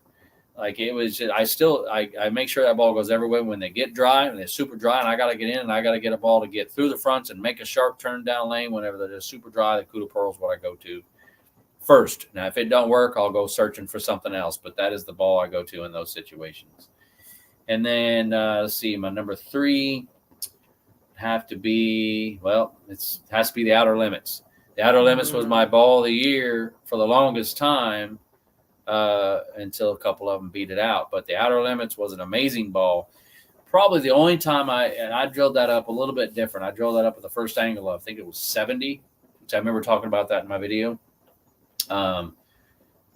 The only time I really ran into trouble with that ball is if I got super deep. I could play pretty much the entire lane until I got to about fifth arrow or whatever. But that ball was really impressive. It was one of the first ones that I'm aware of, unless I got this wrong, that the Radical made with their computer generated chord thing they're doing now.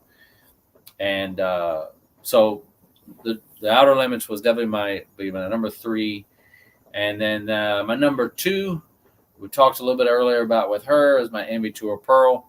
It's funny, they're both second on both our lists. For me, that ball's been amazing. It's a good ball. I've seen nights where I just, whatever, I wasn't getting a good ball reaction. As soon as I go, that ball's just almost automatic. The ball's almost automatic strike for me. It's a good ball. I think one of the reasons I like it so much is because I do struggle with speed some days, especially when I'm not throwing it that well. My speed goes down a little bit because my time is a little off. But that ball's so clean in the fronts, and it's able to make the corner. And I've gotten in pretty deep with that ball. I don't know if I found a limit for that ball yet, and it's worked out really well. And then my number 1 ball of the year is the hitter. That ball's to me might be one of the best balls I've ever drilled up for my game, and especially at Vero. It's going to be a shame when I got to stop throwing that ball, and I know I don't have to stop throwing that ball. But in order for me to get to know the new stuff, I got to stop throwing the old stuff, right? So eventually there's going to come a time where that ball goes in a bag, but I can guarantee you it's going to get a fresh service put back on it, and it's going to be kept because when I go places, it's still going to go with me. That's how much I like that ball. So the hitter is my 2023 top ball of the year. Okay. The thing I like so much about that ball is that I can get it through the fronts without a lot of effort. It's not clean by no means, but it'll still get through the front. You see it read the mid lane and start to go. And a lot of balls with that, solid surface and all that will kind of die on the way back. Not this ball. It goes and goes and goes, and you just watch it run over the 8-pin down lane. And you guys will see that in my more recent video, how that ball just goes right through the pins. And my honorable mention, and I almost put this in my top 5. I only put it in the honorable mention, and I wanted to bring it up because it did just get released, and I have not made a video on it yet. So I haven't had enough time with it yet to really kick out one of the other spots in my top 5, but would be the Theorem. So far, this ball is really impressive. So for those that haven't thrown the Theorem yet, definitely consider it. So the Theorem is the asymmetrical hybrid by Track. It's, once again, it kind of reminds me a little bit of the Envy Tour Pearl in a sense that very clean in the fronts. It's a little more smooth and rounded than the Envy Tour Pearl. So it's a very good transition ball for me. As you said, the 2.0 hybrid is an amazing transition ball. For me, so far, that's what I'm seeing out of the Theorem. I did not put the 2.0 in my top 5. It's not a knock on the ball. I drilled the ball. I have a video of it out there. I think Sarah Gill was in that video that made that video with me as well. She throws the ball phenomenal. That video's got a lot of views on it, and top selling ball of the year probably. I don't know. It's got to be up there, and a lot of people love it. I didn't dislike it. I just, for my game and where I've used it, it didn't make my top 5, but it's definitely a good ball. And I'm still selling them. People are still drilling them up. So nothing against them there. And then we already talked about what things I can do. Definitely still feel free. Always in my videos. Thank you for subscribing. If you haven't subscribed and you happen to be watching this at some point, please do so. I want to keep making these videos. I wanted to do this 2023 in review live. It is hard to narrow it down. I'm still figuring out the little kinks on how to do this live thing. I will do some more live events, but I'm going to get it down packed. If you look at my videos in the past, the way back videos, they were so bad. And they're still not. I mean, I still got a lot of learning to do, but they're getting better, and this will get better as well. So I'm always constantly working on it. This is something I'm always trying to improve on. My belief is that I'm trying to get the information out there to give the consumer information on bowling balls so that it helps them choose what ball is best for them. What ball is best for me may not be the ball that's best for you. And that ties into us getting different people in the reviews, which I will work on doing the best I can. Yeah, it's 2024. We're going to start the year off right. I will do better about that. Or I'll stick the dog on her. I don't. We need to make Skipper a bowling ball. But He's yeah, got a so basketball right now. 2020. We don't have him a bowling ball. I know. 2024. Just So chewing what's away on happening for basketball. 2024? I would love, and I know we said this a while back, but I'm going to say it again now that Ran out of we're beer. moved, we're a little bit different, and watch out, Atlanta. Okay. What kind of video would you like to see? Because I like to do the fun videos. Look, the information videos are great. I'm not going to knock those one bit. I think they're great. I watch them. I want to know too, just all the information. But I also think maybe a different fun kind of video that you also get some information from too would be up my speed. I don't like it when he puts me on the spot sometimes, but he does that. And then maybe too, maybe because this will be the year that I finally get to go back to the chat. We're not going in That is one of the February. plans. We are going to go. We're doing the summer one only because we have plans for Super Bowl this weekend. So, and the Super Bowl is actually in going to coach. Vegas this year. So that's another reason we're deterred from the winter. And he will not be bowling. Will be the first time that he is not bowling and I am. So I get a full-on coach 24/7 while I'm there, and I'm super excited about that. I'm definitely going to put a lot of focus and energy this year to getting I can stay basically it's sober going to be the long enough road to to coach. Vegas. Yeah, I feel like 2024, at least for the first half, because obviously it's 1st of July. So, but I think the first half for me, bowling wise, and for Team Boom Bowling is going to be, or for Mrs. Boom, let's say, is going to be the road to Vegas. That's going to be my motto for a while. There's a lot of things that I want to work on before I get there. I'm definitely not ready. I mean, I'm ready to go. I can go now, but I We want have to some work to go and I want to be where I was You the will. last time I was there. You will. That's You're willing to that's put in my the work. goal. You will. So that's what I've got in store for 2024. I'm My hoping, my obviously, goal some is new to simply balls, but- keep reaching out to more and more people in this area, get to know more and more people, bowl more tournaments in this area, and just network and connect with more and more people in this area, and continue to grow not only this channel but the pro shop as well. So You can hold me to it. And we don't know the Tampa Bowling Tour. Yeah, we're gonna Saturday figure will be that our out. first time bowling one of those. So we will be there Saturday. It's yeah, at there's Boardwalk one at Bowl. Boardwalk in Orlando in Saturday, Orlando, and then there's so- another one in Lakeland at Orange. Yeah, Orange Lanes or Orange we're not Grove doing Bowl. that. We're gonna end up staying the night in Orlando is what we're Yeah, we're planning, gonna but- relax Sunday, so we're gonna come back Sunday and do nothing. Yeah. So I'll let you know. Hopefully, do nothing. Watch football. I'll keep you updated on how we like the Tampa Bowling Tour. Because maybe it'll be something that we end up doing. I don't know. I think they've been doing things for a while, so I have a feeling they're gonna have their stuff together. So far we've had good experiences with the way people are running tournaments. It's just that Some of one the bowling centers alley are in not. particular, but other than that, the people have ran good tournaments. I feel like I Yeah. can't think of anything negative. Not that I've seen. I'll tell you one thing. If anybody knows of something that's going on in Palm Coast again, I would love to go back up there and bowl. They I got bowled stuff all the time. really well. Why aren't we going up there? We haven't had time. Oh. The KBK I really like. or Look, something I like like. that. Maybe it's just a shot. I don't know. They have stuff up there all the time. Legit. I like that up there. I thought there was a lot of female presence up there too. Maybe that is where I'm kind of got a favoritism right now. But I really liked it.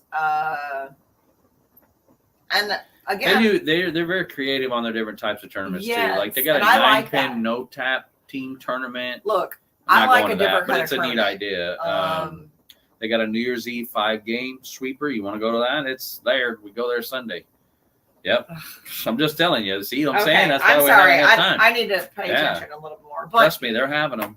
We can go back. They'll have another one. They got 50 over and under coming that I want to go to, but nobody wants to bowl with this old guy, I guess. I don't know. We'll figure out if somebody wants to bowl with me or not. We can maybe make that one. But yeah, I mean, I'm not. They've going got, to. I'm not the New Year's the Eve caliber thing I need again. to be to be bowling New Year's Eve. over under.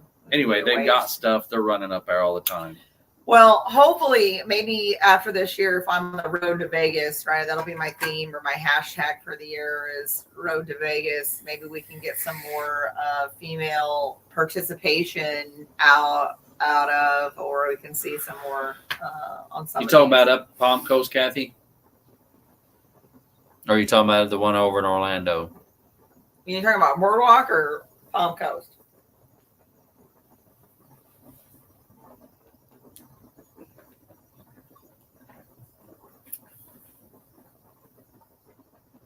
I know there's a delay, so I'm giving her a chance. But Yeah. other than that, we're about to end the stream.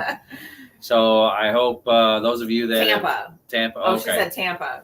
Yeah, we Yeah. haven't bowled in Tampa. He just bowled in Well, Lakeland. they got that one in Lakeland. That's pretty close. And then But they'll we do haven't some bowled stuff over there yet. My Yeah. brother lives over on that side, so I'm sure. Again, it's our first half year here. I can barely say that. I guess it's been crazy. So In the first few months, we were unpacking. oh my and gosh, it's we been- still have boxes, been and a I lot know of it's work. my fault, but it's been a lot. But I think that we got a lot done in this in Oh, yeah. 2023. And we got a 2023 has lot been more definitely coming. a hell of a year for Team Boo Bowling. So we'll find our knitting and get rolling Keystone here. Bowlers Tour. I don't know about that one. Keystone. Yeah, I don't know about that one either. I'll look it up. I'll be curious to know about that one. But yeah. Yeah. So I do hope that everybody has a wonderful New Year's. And I know that obviously some of you are going to hold me to more things, but I definitely think, besides the video that I have to get out for review wise, I definitely think we should definitely work on doing the top 5 and honorable mention video. I think that'll be a really cool addition for the All right. beginning of the year. I found Keystone Bowlers Tour, Okay. and I'm now following it. So Okay. we'll see what they have to I'll get offer. on that too. I'm always open for options, man. I like to check these places out and go to them. So anyway, that'll be everything on our stream. Like I said, I hope you guys did enjoy it. Oh, That they're hung in around. Pennsylvania. Oh, okay. Well, either way, I'll still follow it. Look, I don't like the cold. Right now it's cold out here. I had the fire going and it's I'm freezing. Yeah. This We're is getting not ready to go Florida. in, and like she said, have a happy New Year. Happy New Year, guys. And I'll try to get out those other videos I talked about with that theorem, violent collision. Hopefully, she's in that I'll one. be in the violent collision. And the zigzag, all really good pieces. The theorem so far has been probably my top, at least in Vero so far. Actually, I bowled really well the violent collision over there at St. Lucie Lanes. I shot 760 over there. The ball was amazing over there. I shot 225 last night. Vero violent is very collision. particular. Like there's certain balls that work and certain balls won't. Like I said, over at Kenner, when we was there, I could throw almost anything. Here, it's like this ball works, this one don't. That's just how that place is. I'll do an honorable mention of myself for last night on the violent collision. All right. Well, thank you, everybody. Thank you for joining, and we'll see you the next time. Hopefully, I'll learn how this works a little bit better next time. So, bye-bye. Or boom You out. didn't say boo out. Boom out.